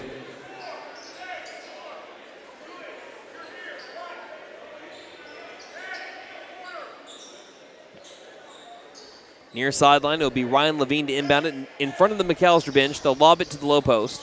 Really the high post. Back outside over to Levine. 10 seconds left in the first. Levine on the drive. Quick to the basket. Blocked shot by Caden Harris. He's got the rebound too. 5 seconds left in the first. Can McAlester end it with momentum? 3 seconds. 2 seconds. Bickham near corner three at the buzzer. Left it short, and that's how the first quarter ends. It has been Holland Hall leading 20-4 over McAlester. Really showing their defense off right now. That's only given up around 40 points a game. We head to the second quarter coming up in just a moment here on Since 1952, W.E. Alford Propane has been your source for propane and petroleum products, both residential and commercial. W.E. Alford Propane serves eastern and southeastern Oklahoma, with locations in the Eufaula area, McAlester, Shakota, Wilburton, Hartshorn, and Muskogee, just to name a few. If you need propane or petroleum products, there's only one number to call, 918-423-3121. Call today. W.E. Alford Propane, serving the area for 70 years.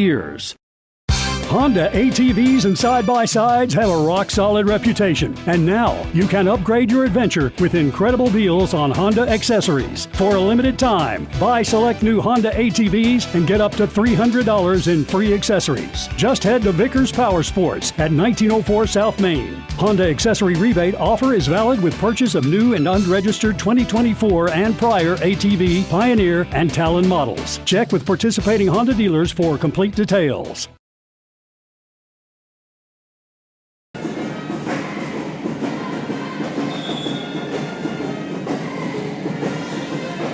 Eight minutes on the clock here to begin the second quarter. McAlester is down 20-4 on the floor for the Buffaloes. Brandon Smith, Devontae McKendrick, Davian Pouncil, Garrett Pickett, and Devion Bickham. Bickham, who's got all 4 points for McAlester right now. Left front court passing over to, that was Carter Benton, giving it right back over to Levine. Levine gets it inside over to Tabor, who had a wide open layup on the right side. Great play design there by Coach Teddy Owens of Holland Hall, getting the easy bucket to make it 22-4. McAlester beats the press. Bickham stops high post outside near corner. Spot up three by Smith. Grazes the right side of the rim. It's rebounded outside the perimeter by Julius Wilson. Takes it in stride. It goes up for a wild two. Gets his own rebound after it was airballed. Blocked shot by Garrett Pickett. Offensive rebound again here by Ethan Tabor, and he eventually makes the two. And it's now 24-4. A lot of stuff going on there, but again, I know Wyatt, our stats guy, got all of it. Yes, sir.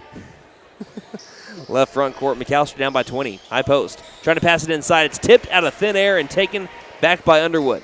Passing ahead. Ball came out. Taken back. Now it's in the paint again. Taken back by Underwood. On his tail. Throws it to the top of the key. Outside over the right wing. Benton for three. Nothing but net. Garrett Pickett looks up in the air and it's like, man, what can we do right now? 27-4. Well, Pickett, again, not a lot of people have been able to have a lot of success against this team. Holland Hall is the top team in 5A4 for a reason, and they get another steal here. Ahead over to Wilson. Wilson on the drive. The layup good. And the Dutch make it 29-4. That's now 6 steals for Dutch. They forced 11 McAlester turnovers. 6:27 left in the half.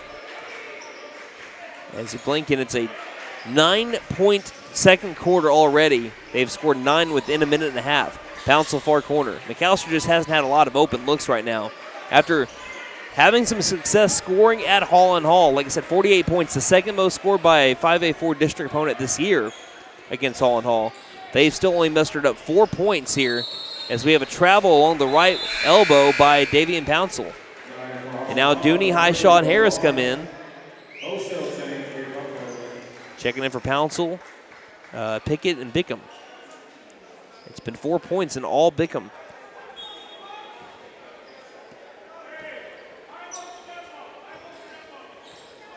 Two minutes into the second quarter, again 29-4. Dribbling right front court, Levine hands it off over to Benton. Benton trying to drive in on Dooney, step back three in his face, missed it. And climbing the ladder, grabbing the rebound, Devontae McKendrick. Dribbled to the top of the key, McKendrick on the drive. Finds a lane to Devontae McKendrick with his first 2 points of the game. And McAlester on the board for the first time in the second quarter, 29-6. I'm telling you, Devontae McKendrick, he plays so much bigger than his size. He's just a great guard that's going to only get better, only a sophomore. He uses his speed and quickness to his advantage. And he's got a really good hops, too. He can climb the ladder. Top of the key, passing it off over to the left wing, over to Benton. Benton off a screen by Tabor. Picks up his dribble, guarded up by McKendrick to the left wing, back over to the near corner. Benton tries to cross over McKendrick. McKendrick follows him in well.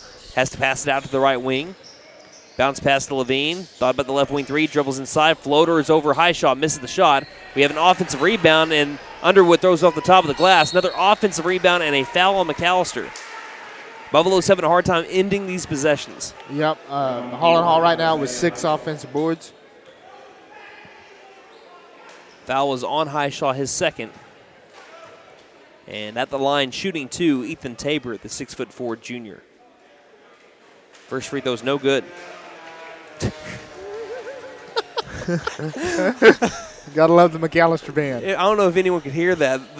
What was the tuba? Or I think it's got to be. I don't think it was the tuba. I think it was the trombone.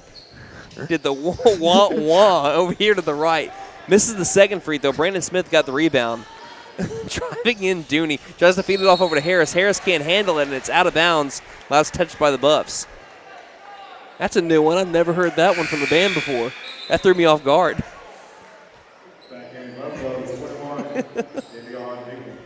4:44 left in the half. Devion Bickham checks back in for Harris.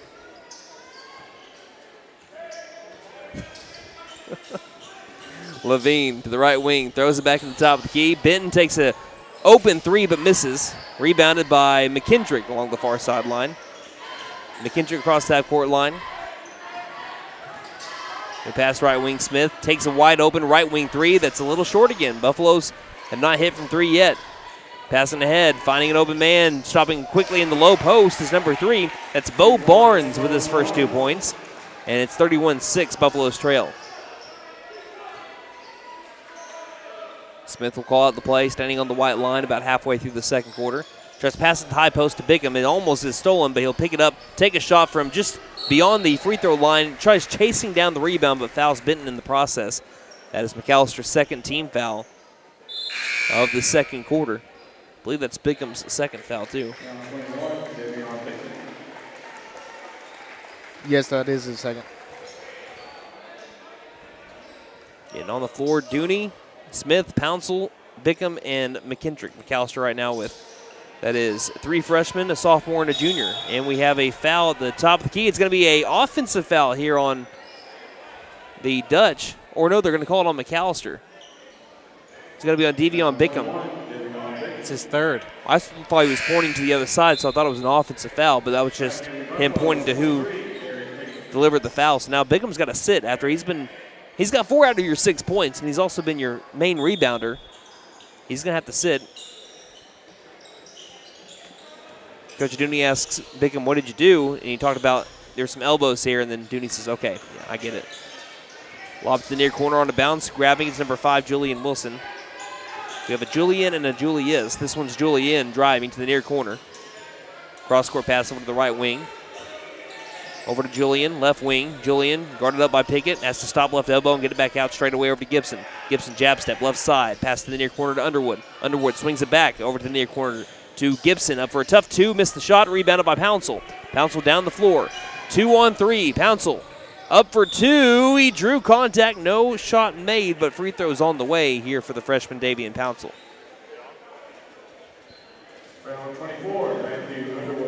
Got Parker Singleton in the house over here today. You got a shout out on the radio. He's like, yeah, I know I do. Davian Pouncil misses the first free throw off the back iron. Isaiah Highshot comes onto the floor for Garrett Pickett. Pouncil at the free throw line on the year, 43%. He's averaging 3.1 points per game, shooting 40% from the field on the year. Pouncil's second free throw is good, and the Buffaloes make it 31-7. Parker Singleton of sacking the Coweta quarterback in 2018 fame to pull off the massive upset. No, he was a great McAllister football player for McAllister for multiple years. As the Buffaloes try to get a steal here, and they do. Brandon Smith down the floor. Smith, layup, good. Making it 31-9.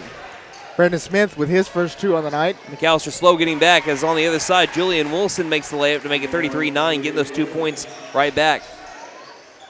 And the Buffaloes throw it away. Between 2 players looking for the ball, Dooney and Highshaw is thrown between the 2 of them.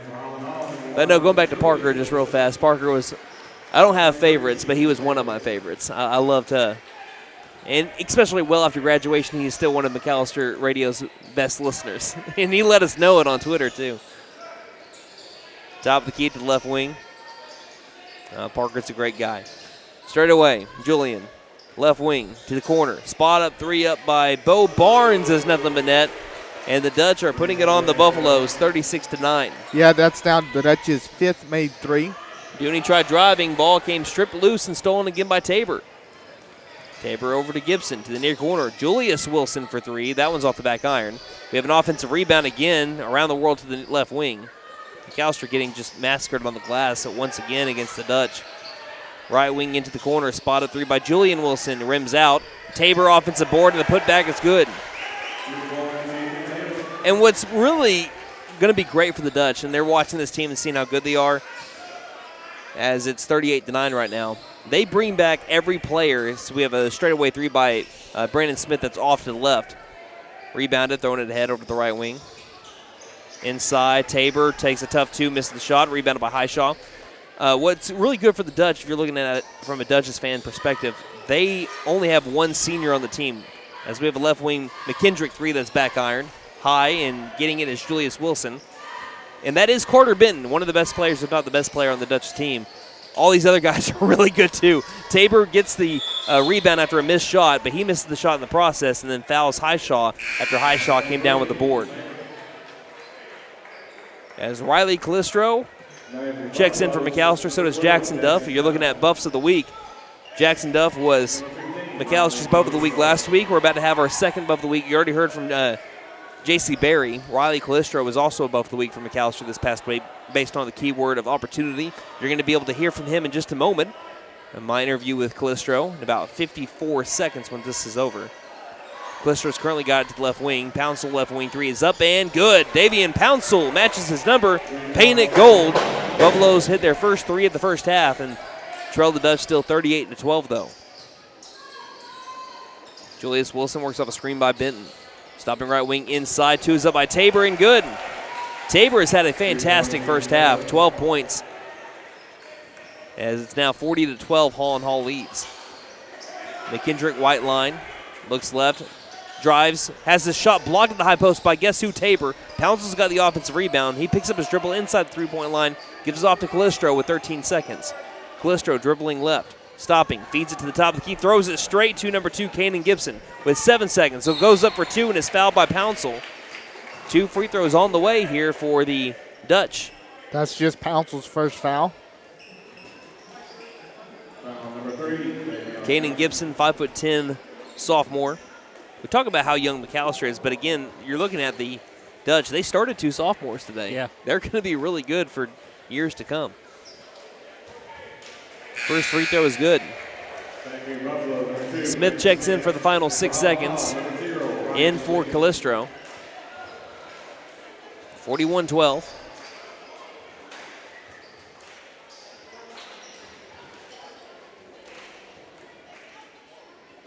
Gibson awaiting his second free throw. Bends the knees, shot is in the air, and he makes them both. McAlester trying to score at the buzzer. Smith's got the rebound, or the inbound. Grabs the ball after he lost it. Grabs it again, and there's going to be a double dribble.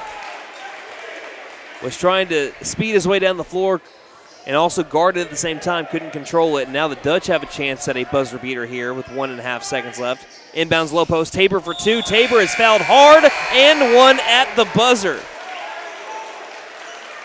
And Tabor will take a free throw nearly by himself, as Highshaw's the one that's going to be charged with the foul. And Tabor is going to take the free throws with the pride of McAlester blaring in the background. And they're trying to get him to stop. He makes the free throw. Are they going to count that, or are they going to make him do it again? Yeah, the officials try to tell the pride of McAlester to stop the music because he was taking the free throw. But he made the free throw, so I think that the Dutch are just going to say, we'll take the free throw that he made. He doesn't have to take another one.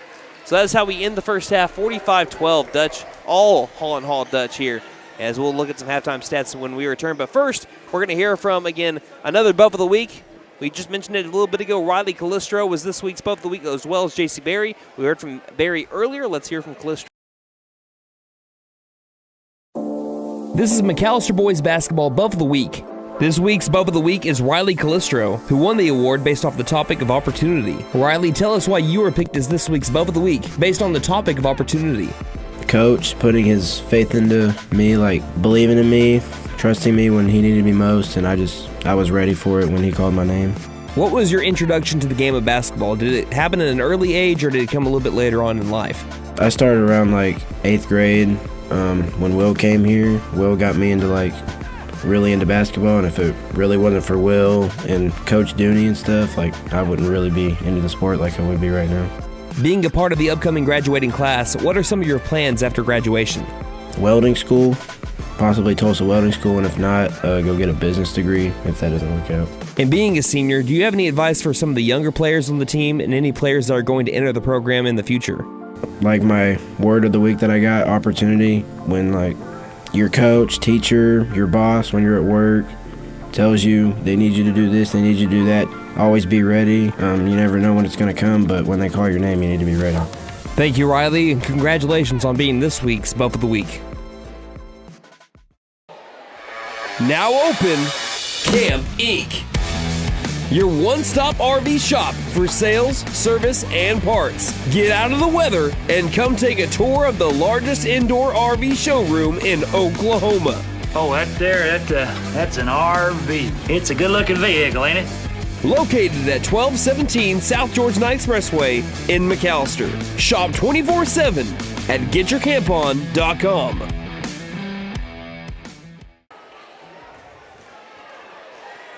Welcome back to McAlester, Oklahoma, as it has been all Holland Hall here in the first half. 45-12 is the score. Let's go ahead and look at some player stats for McAlester. Again, only 3 scorers. There's 4 scorers in McAlester. Let's go ahead and look at them, and then we'll look at the team stats. And they'll tell the story on why the Dutch are leading by such a wide margin right now. Davion Pouncil has 4 points at the half on 50% shooting. He also is a perfect 1 of 1 from beyond the arc. He also has 5 boards. Devion Bickham has 4 on the night on 50% shooting. He also has 2 boards and 1 steal for Devion. Devontre McKendrick has 2 points on the night on 25% shooting. He also has 2 boards. Brandon Smith with 2 points on the night. He also has 1 board. And that is going to round out your scoring. All right, now looking at the team stats. McAlester is 5 of 19 from the field. That's good for just 26%. Holland Hall, 18 of 36. That's good for 50%. McAlester, 1 of 9 from 3. That's good for 11%. Holland Hall, 5 of 11. That's good for 45%. McAlester, 1 of 3 from the free throw line. That's good for 33%. Holland Hall, 4 of 7. That's good for 57%. McAlester has 13 boards, 2 offensive, 11 defensive. Holland Hall with 16 boards, 9 offensive and 7 defensive. So the rebound battle, when you're looking at the total, is not that far off. It's just 16-13. But when you tie in the offensive rebounds, McAlester is having a really hard time ending Dutch possessions at 9 offensive for Holland Hall to just 2 for McAlester. Also, 17 turnovers for McAlester. Looks like Holland Hall, they have 3. That is the big change from the last game. I think that's the reason why you're seeing McAlester not the field goal percentage, because that's also leading to turnovers. McAlester had to play a clean game. Holland Hall's got a majority of their points. I mean, I know they've had 15 points off of 3-pointers, but they've gotten a majority of their points off of steal and scoring. I mean, of scoring in transition, of getting down the court quickly and scoring. And McAlester was able to win the turnover battle back over in Tulsa, 15-18.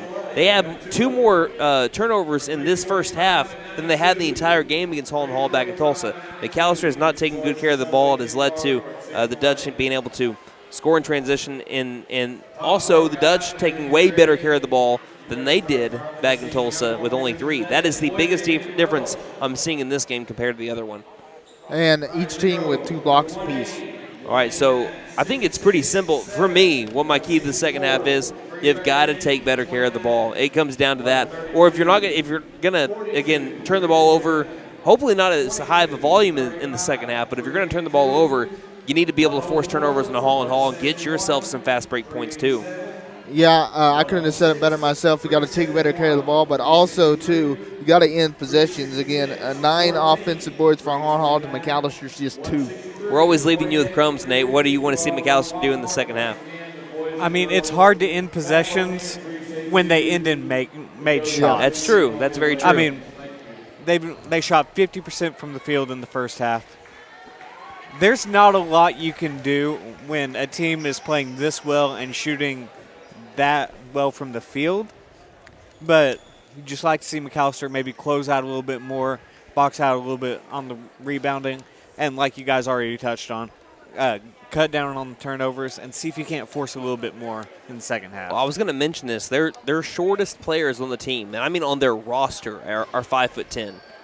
Nearly everybody on the team is 6 foot tall or taller. They have a lot of length. They have a lot of wingspan, and that's why they can play. That's what every coach wants, is to be able to have a lot of height and a lot of wingspan, to where and a lot of speed to go with that height, because they can play out of the zone and then keep your arms out real wide, and you can't break through the zone. So a lot of teams have to be forced to play man-to-man. Hopefully you can use your speed to your advantage and stay with your person. They don't have to do that. They've been playing out of the zone the entire time. With their length, with their wingspan, they're able to hold teams to under 40 points per game often. And it's, like I said, their district opponents, we talk about how good this district is at times, having Memorial that's won like 7 out of the last 10 state championships, to be able to hold your district opponents to 38.1 points per game in district play. That's pretty impressive. So Holland Hall's defense, it's not just against McAlester tonight. You might look at 12 points and say, man, what is McAlester doing wrong? They're doing some stuff wrong, but also that's in retrospect to looking at the Dutch and how good their defense is. So I think you nailed it on the head. I think McAlester can do some things better in the second half, but there's only so much you can do against a team that just is one of the best teams in the state. They've only lost 3 games this entire year. Yeah, I mean, they've only lost 3 games for a reason. Yeah. I mean, this is a very well-coached team also. So we're going to get to the second half. McAlester going to try to close the distance, though. We know that they can figure some things out. They're still trying to do so in the locker room. Coach Dooney's still with his team right now.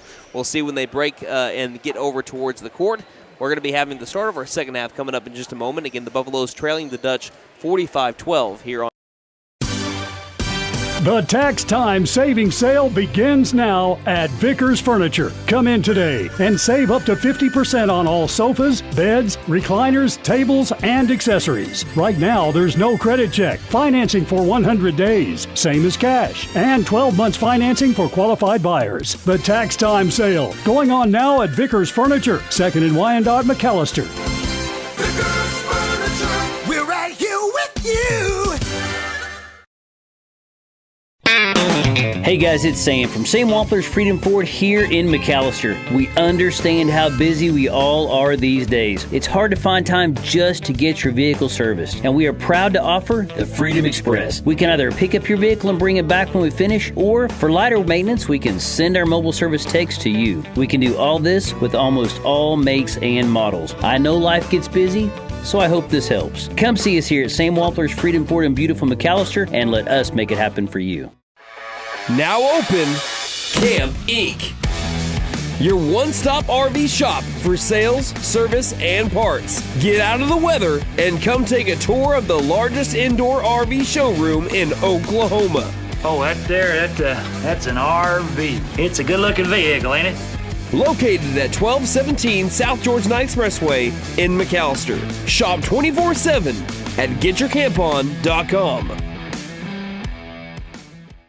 McAlester Direct Primary Care offers 24/7 access to your provider, deeply discounted rates on labs and imaging, more time with your provider, unlimited appointments, same day or next day appointments, and even home visits for a flat monthly membership fee. We don't accept insurance, but all are welcome to join. Dr. Bradley Cross has joined, Dr. Chris Bean, Dr. Chelsea Burgess, and Joy Ald APRN, who are accepting new patients. For more information, please stop by our office, McAlester Direct Primary Care at 6th and Carl Albert, or give us a call at 918-233-6522.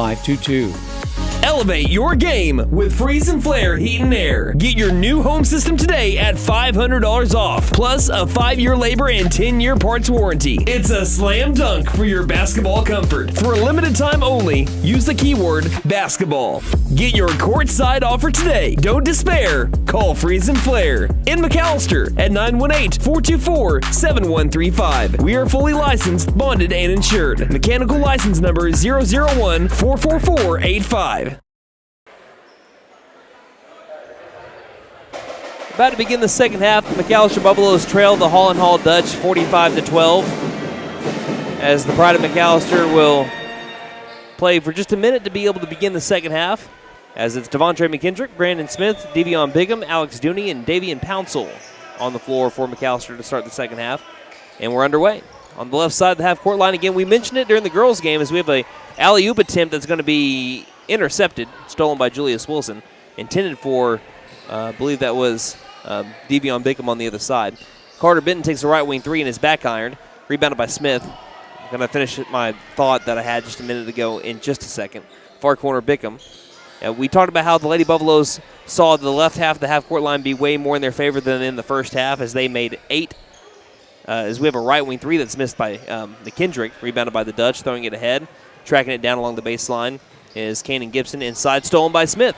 But we saw the Lady Buffaloes hit 8 made threes in the second half alone, as Smith goes coast to coast on the road trip but can't finish. And it'll be a foul down the low post. So I believe it's going to be on Dooney, and it is. First on the Buffaloes. Hoping that the Buffaloes, though, can have the same success, turnaround success that the girls did by just switching to the other rim. So far, they'll miss their first 3 as Levine gets across the half-court line. Smith trying to up the pressure on Levine to the left wing with a pass. Gibson looks inside, finds Benton open for a moment, and then he clears his defenders to score off the left block. It's 47-12, Holland Hall leads. 6:48 left in the third. Smith right wing. Tries to feed it inside through traffic, tipped and stolen again. Julius Wilson with another swipe to the near corner. Levine for 3. Levine hits it. Rattles it home from the corner. And it's a quick 5 points again within the first minute and a half of the third frame.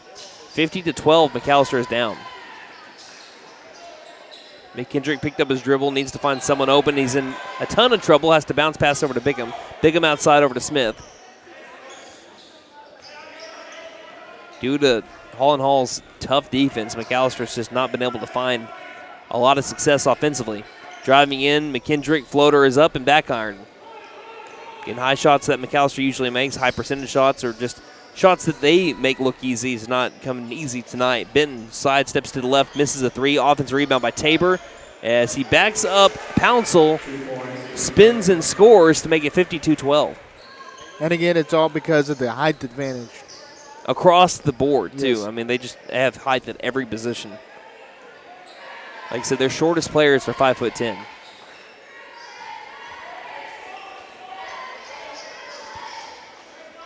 Inside the circle, Smith.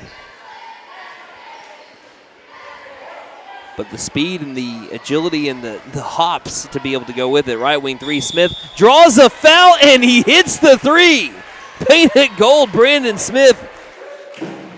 And the Buffaloes with a chance at the rare 4-point play if Smith can convert at the free throw line. It's not every day you get to see that. Smith 62% from the line on the year. Those were his first 3 points of the game, the leading scorer for McAlester at 14.6 a game. Misses the free throw, though, off the back iron. 52-15, bounce pass inside. Tabor is wide open on the drive and scoring. It's 54-15. 5:12 left in the third. And Holland Hall is making everything look easy tonight. Just about everything clicking right now for the Dutch. Dooney looking left, nothing's open to the right wing. Smith 2 for 2. No. Oh, he got it. He banked it in. Painted gold. The bank is open at 8:38 on a Friday night in Mactown, USA. 4:47 left in the third. And just like that, Brandon Smith has 8 points. 54-18. I said it wrong. I was looking at the wrong number 2, the one that fouled him earlier on the scoreboard that said 3. And that is a fantastic shot by Julius Wilson, making it 56-18. Smith straight away trying to direct traffic. McKendrick goes to the right where he passes. McKendrick takes the right wing 3. This one's off the back iron. Rebounded by Tabor. Tabor's been getting it done off the glass. Wilson to the near corner. Deep in the corner. Levine for 3. Almost got that one. Smith grabs the rebound after the missed shot. Smith down the floor. Zagging towards the rim. He's fouled before he can get towards the basket. And I think this one's going to be on Tabor. And it will be on Tabor. His second personal. Team second here on the Dutch. Garrett Pickett comes in for McKendrick. 4:05 left in the third. 56-18. Buffaloes trail. The Buffaloes get on the road for a short turnaround tomorrow as we have a lob out to the left wing. They play Sapulpa at approximately 1:30. I think they're going to be having senior day festivities in between. So it might be a little bit later than 1:30, but expected to be around that time. Pickett passes to the low, right elbow to the inside. The shot blocked. Pouncil's shot is blocked. He gets his own rebound, goes up for 2, and misses, but he's fouled in the process. So Pouncil with another board, who has had a couple of great days of rebounding. And he'll have a chance to get 2 free throws or 2 points the harder way. Fouls on Julius Wilson, his first, team third. Pouncil's first free throw is good. After McAlester only had 12 points in the first half, they have scored now 7 in the first. Make that 4 minutes and 13 seconds of the second half. Second shot by Pouncil is no good. As on the other side, completely on an island, is Carter Benton. No one else down to the other side of the half-court line for McAlester, left in the dust. As he hits it easy to make it 58-19. 3:34 left in the third. High post Dooney, back outside, stolen by Benton. Benton looking ahead, on a bounce, feeds it to Levine. Levine never broke stride, scores, and he's down right now. And we have some whistles. A Holland Hall Dutch coach is yelling at something. He's mad at the officials. As Levine hit the padding behind the rim. As we had some whistles go on, he was yelling, and he thinks there maybe should have been a foul, as Levine, again, was kind of slow to get up beyond the baseline. Smith is going to check out, and so is Dooney. Pickett comes in, as well as Harris.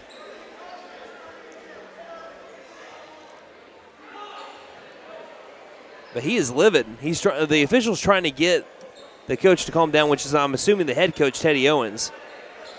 But he's livid. I can hear him through I can't hear what he's saying, but I can hear him yelling through the headphones I'm wearing.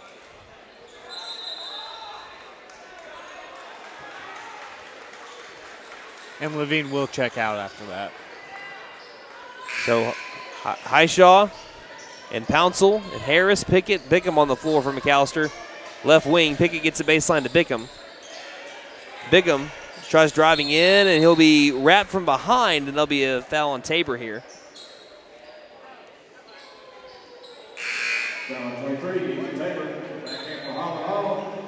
And let's check it back in, number 3, Bo Barnes. He'll be coming in for Benton. 60-19 with 3:14 left in the third.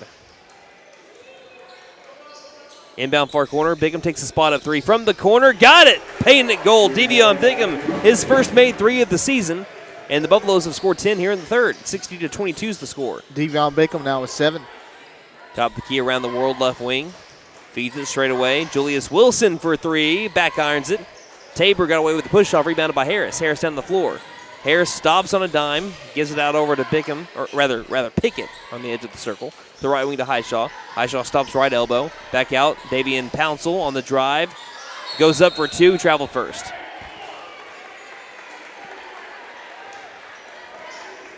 He had a little bit of an open shot, tried to get himself a little bit closer towards the basket, but in the process ended up taking that extra step for the travel. Far corner 3 after a long pass is missed. Offensive rebound, Julius Wilson for 2, and he muscles his way towards the iron to score, and it's 62-22. Pouncil races to the left wing mark where he feeds it off over to Pickett. Pickett back to the high post. Pouncil to a trailing Pickett. Couldn't handle it. Bounces all the way to Harris like a pinball. How did that happen? To the top of the key. Highshaw travels, though. And gets the ball back over to the Dutch.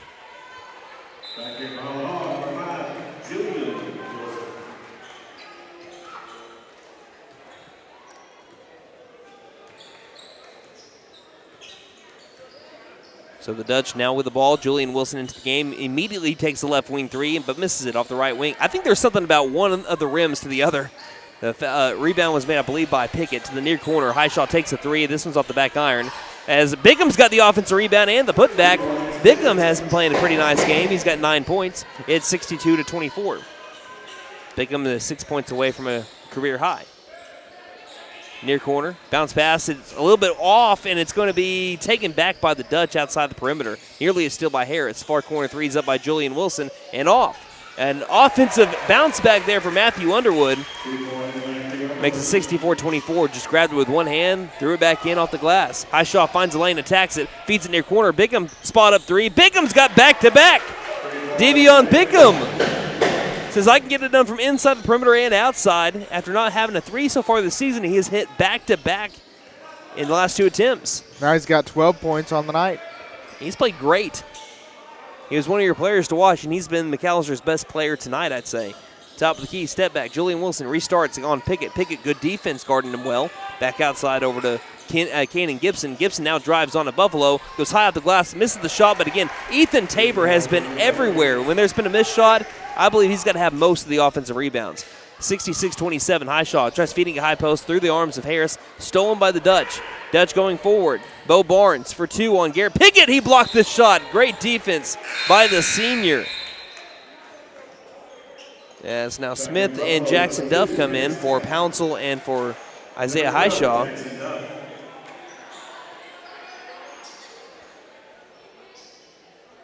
.40 seconds left in the third.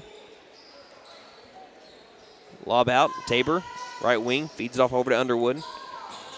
Underwood one dribble to between the rings to Gibson with 33 seconds left in the third. Gibson dribbles right arc, feeds it with the left hand over to Julian Wilson. Inside the three-point arc, gives it back outside, back to the left wing. 3 by Julian Wilson is good. And it's now 69-27, Julian Wilson with 5 points. 15 seconds left in the quarter. Pickett, the high post, back outside. Bickham out of the far corner. Smith for 3. Leaves a short offensive rebound by Caden Harris underneath the basket with the touch. Gives the Buffaloes 29 points, 69-29. Here's the half-court shot at the buzzer that's missed. And we head to the fourth quarter with the Buffaloes trailing by 40. 69-29, but after having only 12 points in the first half, McAlester with 17 there in the third quarter. With those scores up in the air, Buff fans, you're listening to McAlester basketball here on McAlester Direct Primary Care offers 24/7 access to your provider. Deeply discounted rates on labs and imaging, more time with your provider, unlimited appointments, same day or next day appointments, and even home visits for a flat monthly membership fee. We don't accept insurance, but all are welcome to join. Dr. Bradley Cross has joined, Dr. Chris Bean, Dr. Chelsea Burgess, and Joy Ald APRN, who are accepting new patients. For more information, please stop by our office, McAlester Direct Primary Care at 6th and Carl Albert, or give us a call at 918-233-6522.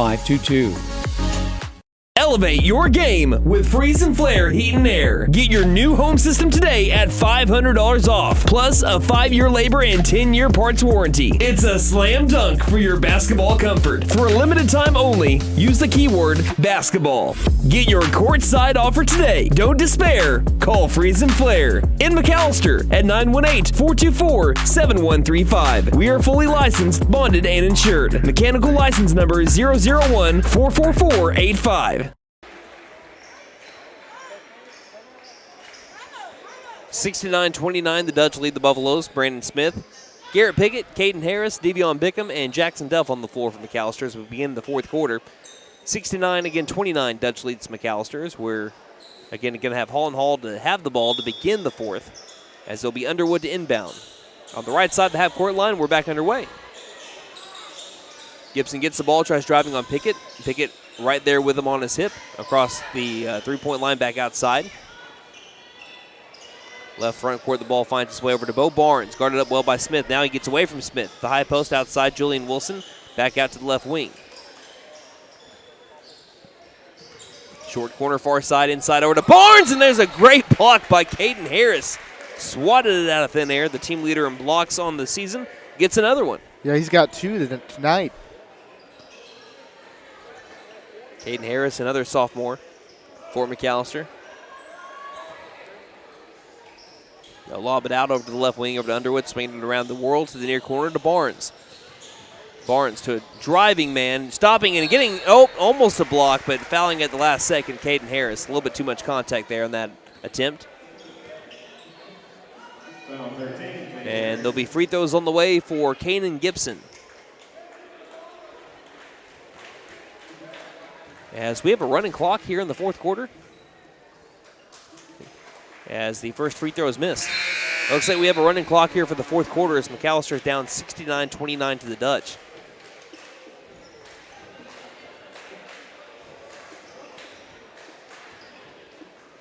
Gibson's second free throw is about to commence. Takes a few dribbles, right foot in front of the left. His second shot is good, and the Dutch have eclipsed 70 points.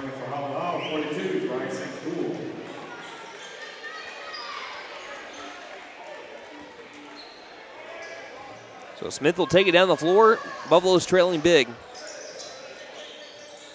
Yeah, Smith will dribble to the left side, look for someone to feed it to the high post over to Pickett. Pickett inside for Harris. Harris couldn't snag it with his right hand, and it sails out of bounds. We're about to have Riley Calistro and Jake Monroe check in, and they will do so for Smith and for Pickham. Again, the Buffaloes will turn around and have to try to put this one in the rear view, both literally and figuratively, as they travel north to Sapulpa for a team that they haven't played since the second game of the season when Sapulpa came to McAlester and won 67-62. Sapulpa is right now the number 4 team in 5A4 with a 7-4 district record and +3 in the points differential. Your corner driving in, number 32, that's Rowan Sterling, as we have Riley Calistro now with the ball. I think he's going to get a steal here. I didn't see what happened. I was looking down at my roster. Near corner, down to the low post, spin move, Caden Harris can't bank it in. Ball will be rebounded outside the perimeter by Julian Wilson. They head over to the far corner, spotting up and taking the three is Bo Barnes missing it. Calistro with a rebound. 5 minutes left in the game. Jake Monroe, left wing, drives in, stops inside the paint, back outside. Pickett, open three, off the back iron. Fight for the rebound. It's going to be Jake Monroe with the offensive rebound, but he can't handle it as he had a wide dribble towards the baseline, goes out of bounds. And he'll go back to the Dutch as that running clock continues. 4:42 left in the game.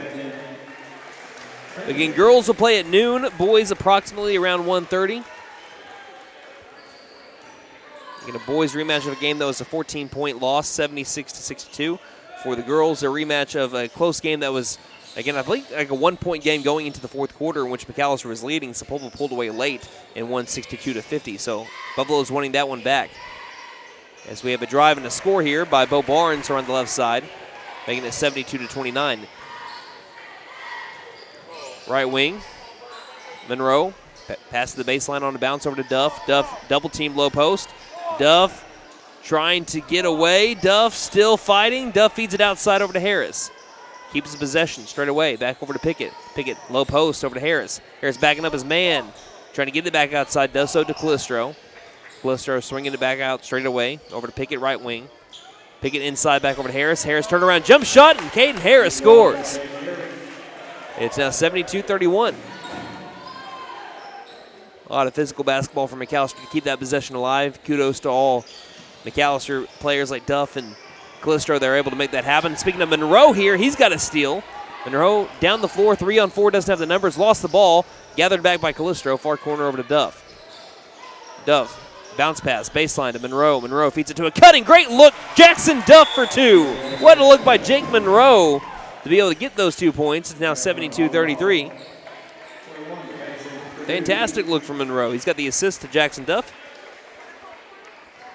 Duff's second made shot from the field on the season, and now brings it to a 72-33 game, under 3 minutes left in it.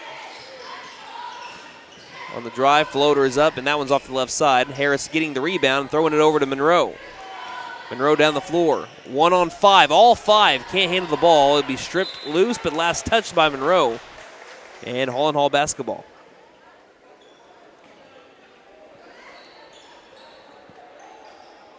Get on the floor, didn't mention it earlier for Holland Hall, Bryson Cool. Julian Wilson will take it across that court line and bounce pass it between the rings over to Sterling.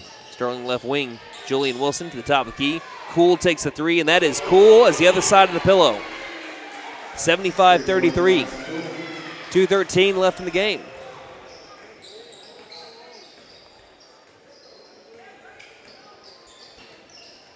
Calistro will hand the ball off over to Monroe, left wing. Monroe passes to the far corner, no look pass baseline to Duff. Duff can't handle it. Duff gets it back to the left wing, Calistro.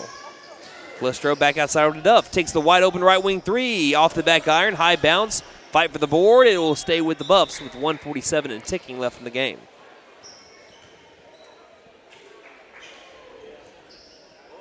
75-33. Dutch are going to win this one and improve to 12-1 in 5A4.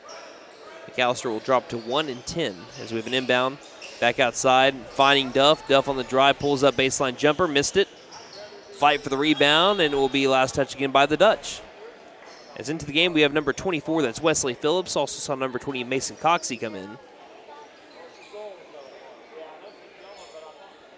Inbound, Duff takes another far corner three. Duff can't get it off the back iron. Rebounded by the Dutch. That's Julian Wilson that has it outside the perimeter, taking it quickly across the floor. Over to Landon Clendenin. Down to the baseline, two is up, missed. Rebounded by Calistro. 57 seconds left. Calistro, the senior, quickly down the floor to the top of the key. Calistro feeds it near corner to Monroe. Monroe deeper into the corner. Over to Duff. Calistro to the right wing. Coxey, low post. Monroe, tough shot from nearly behind the backboard. Scores, and those are Jake Monroe's first 2 points as the McAlester Buffalo. 75-35. Driving in, kicking near corner. Three-pointer is up, and that one is airballed. And when I mean first 2 points, he's made plenty in JV. He balls out during JV basketball. First 2 points for varsity play for Jake Monroe. You don't ever forget those. Near corner, Monroe works around, feeds it out straight away over to Calistro with 17 seconds. The baseline, over to Phillips. Phillips back outside, tipped, pass, and stolen by the Dutch again. Driving with 9 seconds, feed inside. Two is up by Cool and missed. We have a rebound here by Phillips. 4 seconds left. Monroe down the floor. 3 seconds. 1 second. Far corner three at the buzzer is no good, and that is the end of the ball game. The Holland Hall Dutch defeat the McAlester Buffaloes 75-35. We'll take a break and gather up all of our stats here. And when we come back, we'll quickly recap this one and get ready for tomorrow when McAlester travels to Sepulveda. Again, final score Dutch 75, Buffs 35. Again, we'll be back in just a moment here. McAlester Direct Primary Care offers 24/7 access to your provider. Deeply discounted rates on labs and imaging, more time with your provider, unlimited appointments, same day or next day appointments, and even home visits for a flat monthly membership fee. We don't accept insurance, but all are welcome to join. Dr. Bradley Cross has joined Dr. Chris Bean, Dr. Chelsea Burgess, and Joy Ald APRN, who are accepting new patients. For more information, please stop by our office, McAlester Direct Primary Care at 6th and Carl Albert, or give us a call at 918-233-6522. Elevate your game with Freeze and Flare Heat and Air. Get your new home system today at $500 off, plus a 5-year labor and 10-year parts warranty. It's a slam dunk for your basketball comfort. For a limited time only, use the keyword basketball. Get your courtside offer today. Don't despair. Call Freeze and Flare in McAlester at 918-424-7135. We are fully licensed, bonded, and insured. Mechanical license number 001-44485. If you're in the market for a new vehicle, you know they're hard to come by. Well, Patriot Chrysler Dodge Jeep and Ram in McAlester is a step ahead of the game. We are Southeast Oklahoma's #1 pre-owned dealer because we went out and found the best low-mileage pre-owned vehicles available. Fully loaded Mercedes, BMW, Lincoln, Lexus, Chrysler, Dodge, Ram, Chevy, you name it, it's on the lot. And financing is available. So come by Patriot today. My wife makes the best lasagna, even in that old kitchen of ours. She deserves the best kitchen money can buy, but all our cash was tied up. So we went to the Bank N.A. for a loan for our kitchen remodel, and the folks at the Bank N.A. came through for us and our family. Plus, the Bank N.A. is local, so the money stays in town. Call 918-423-2265 or go into the Bank N.A. to get your loan for whatever your family wants or needs. The Bank N.A. Strong, secure, and ready to loan. Member FDIC, Equal Housing Lender. A couple of quick games tonight. We didn't have a lot of fouls in the games as the McAlester Buffaloes fall to the Holland Hall Dutch 75-35 the final. Let's go ahead and recap this one real quick, give our final thoughts, and get ready for tomorrow because we have a quick turnaround. It's going to be a late night at the office tonight. Yeah. We are getting ready for McAlester against Sepulveda tomorrow at noon and 1:30. We have a, by the way, boys, if anyone's going to, I know Wyatt's coming with me. Nate, if you're coming with me, it's an 8:30. The bus rolls out. Oh, my goodness. We don't have a bus. We have my truck, and that's it. Let's go ahead and let's look at our player stats for McAlester. Devion Bickham was your leading scorer tonight with 12 points on 71% shooting from the field. Also 67% from three. Also had 3 boards and 1 steal. Brandon Smith had 8 points on the night on 23% shooting. He also shot 25% from three. He also had 3 boards and 2 steals.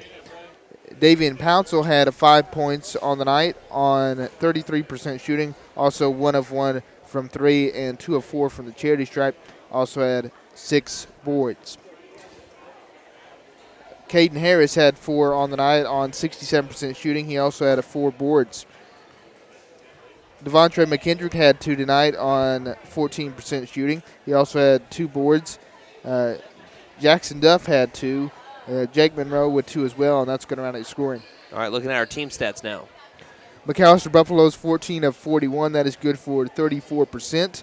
Holland Hall 31 of 65. That is good for 48%. McAlester 5 of 21 from 3. That's good for 24%. Holland Hall 8 of 24, good for 33%. McAlester 2 of 6, 33% from the charity stripe. Holland Hall 5 of 9, 56% from the charity stripe. McAlester had 6 offensive boards and 20 defensive boards, 26 boards overall. Holland Hall, though, had 13 offensive boards and 14 defensive boards. That's good for 27 boards overall. Again, the rebound battle was close. Only one rebound difference, but I think Nate put it perfectly in the halftime show. It's hard for a team that's making nearly every shot that they take, or one of every 2 shots that they take, to be able to get a lot of rebounds offensively, and still they ended up having 13 compared to McAlester 6. But that helped McAlester stay a little bit more even in the rebound battle. But still, compared to the last game that McAlester played against Holland Hall, they brought down the rebound total a lot. It was 36-14 last time. But McAlester with 28 turnovers and Holland Hall with just 7. You're not going to win a game like that. That's what led to, a running clock in the fourth quarter. It's what led to the huge lead that Holland Hall had early. It's what heavily led to the high field goal percentage. A lot of the high percentage shots for Holland Hall. They weren't forced to take a ton of tough shots because they were able to get steals and score in transition to where it was easy money for them all night long. So credit to Holland Hall's defense. Again, you saw how good their defense is. When I was doing prep for them on both the games, I look at Holland Hall and I think, my gosh, here's another team that only scored 35 on them. That one only scored 29. You go down the list and you see how many teams cannot score against Holland Hall. And it's a credit to not only their height, not only their wingspan, but their speed that goes with it. And they are a team that, last year they went 22-5 and went to the state semifinals. I think that they have the ability to go further. So we'll see what happens. McAlester ended off the night with 5 blocks to Holland Hall's 2. So that is going to do it for us tonight in terms of stats-wise. Final thoughts in this one, and then we'll wrap everything up. We'll go with Wyatt, Nate, and then I'll finish it off. Well, again, I don't think it's what really McAlester did wrong. It's just what Holland Hall did right. They're such an athletic team, but a tough loss, and you got to watch this one down the drain, come out and try and line it up again tomorrow. I think that's the best way to put it. But, Nate, you try to one-up that. Yeah, I mean, like we said in the halftime show, Holland Hall is one of the best teams in the state for a reason, and they showed why tonight in very impressive fashion. McAlester did show fight throughout the entire game. They never once looked like they quit during the game. And like Wyatt said, just got to flush this one from your mind and turn around tomorrow. I uttered the phrase, when it rains, it pours, twice tonight. This is my second time I'm doing it. The first time was the girls' game, but it was when it rains, it pours in like the Luke Combs version of the song.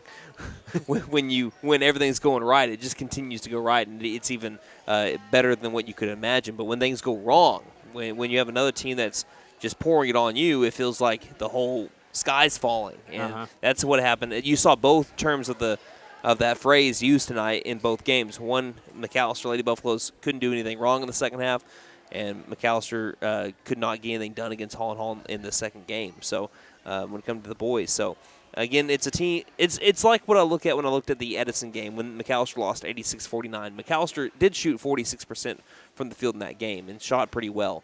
But in terms of this one, you faced a defense that is giving everybody fits this year.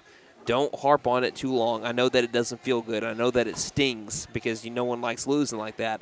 But you also got to know that you're a team that's still in progress. You got a lot of freshmen that play vital minutes. You have a freshman that leads the team in scoring, and then a sophomore that leads the team in shooting percentages as well. You got a freshman that leads a team in rebounds per game. I mean, when you look at every team leader in stats right now, they're all underclassmen except for one stat, and that's field goal percentage at Garrett Pickett. So it's pretty wild what McAlster's doing with their underclassmen, and they're just going to keep on working. And it's a trial by fire thing, and they're going to be better for it going forward as a unit. But Again, they have a chance to a team that I think that they could have beat Sapulpa earlier on in the year if, again, a couple more things go their way and they don't get out to an early deficit. I mean, I think they started off the game in a big-time hole against Sapulpa and played catch-up the rest of the way. If McAlester has played like they played against Memorial a week ago, like they played against Coweta a week and a half ago, if they play like that, I think that you can see a really good game against Sapulpa tomorrow, but it only happens if you flush this one down the drain. We'll see if the Buffs can do it. It's a quick turnaround. Got to get a good night's sleep, get ready to get on the bus and go. Wyatt, can you thank our sponsors one final time, and we'll wrap it up tonight. They are Sam Wampler's Freedom Ford, Camp Inc., McAlester Direct Primary Care, Freeze and Flare Heat and Air, Patriot Chrysler Dodge Jeep Ram McAlester, The Bank N.A., Fenton Nissan, WE Offer Propane, Vickers Power Sports, and Vickers Furniture. Thank you guys for putting us on the air tonight. We don't have a coffee sponsor, do we? I don't think No. so. Well, then the only one that I'm going to add to this one is Dutch Bros, because that's going to be fueling us tomorrow, and we just played the Dutch. I'm probably going to get a local coffee instead, but I just want to throw Dutch Bros in there. I was looking for some way to be able to incorporate. Why didn't I use that during the broadcast I have once? no idea. Why we could have said, because that's one of your favorite coffee places. One of my favorite when I'm not in McAlester. Yeah. I love a lot of the McAlester establishments, but if I find myself out of town, yeah. Like up in the city or Tulsa. Hey, if they want to sponsor the broadcast, I know there's not one anywhere near McAlester, but hey, just hit us up. Yeah. Anyway, thank you to our board operator, Austin Weed, as well as Nate Brown for his work on the camera tonight. And thank you, the listener, for spending your Friday night with us. One final time for McAlester, the McAlester Activity Center, a.k.a. the MAC in McAlester, Oklahoma. Again, the girls with a big win, 63-50 over the Holland Hall Lady Dutch, and the Buffaloes fell 75-35 as Holland Hall continues to be at the top of the 5A4 standings. Until tomorrow, like we mentioned, on a quick turnaround at noon when McAlester basketball travels to Sapulpa for the final road game of the regular season. On behalf of Wyatt Hubbard and myself, this is Brandon Green saying, don't just have a great night, have a Buffalo night, everybody.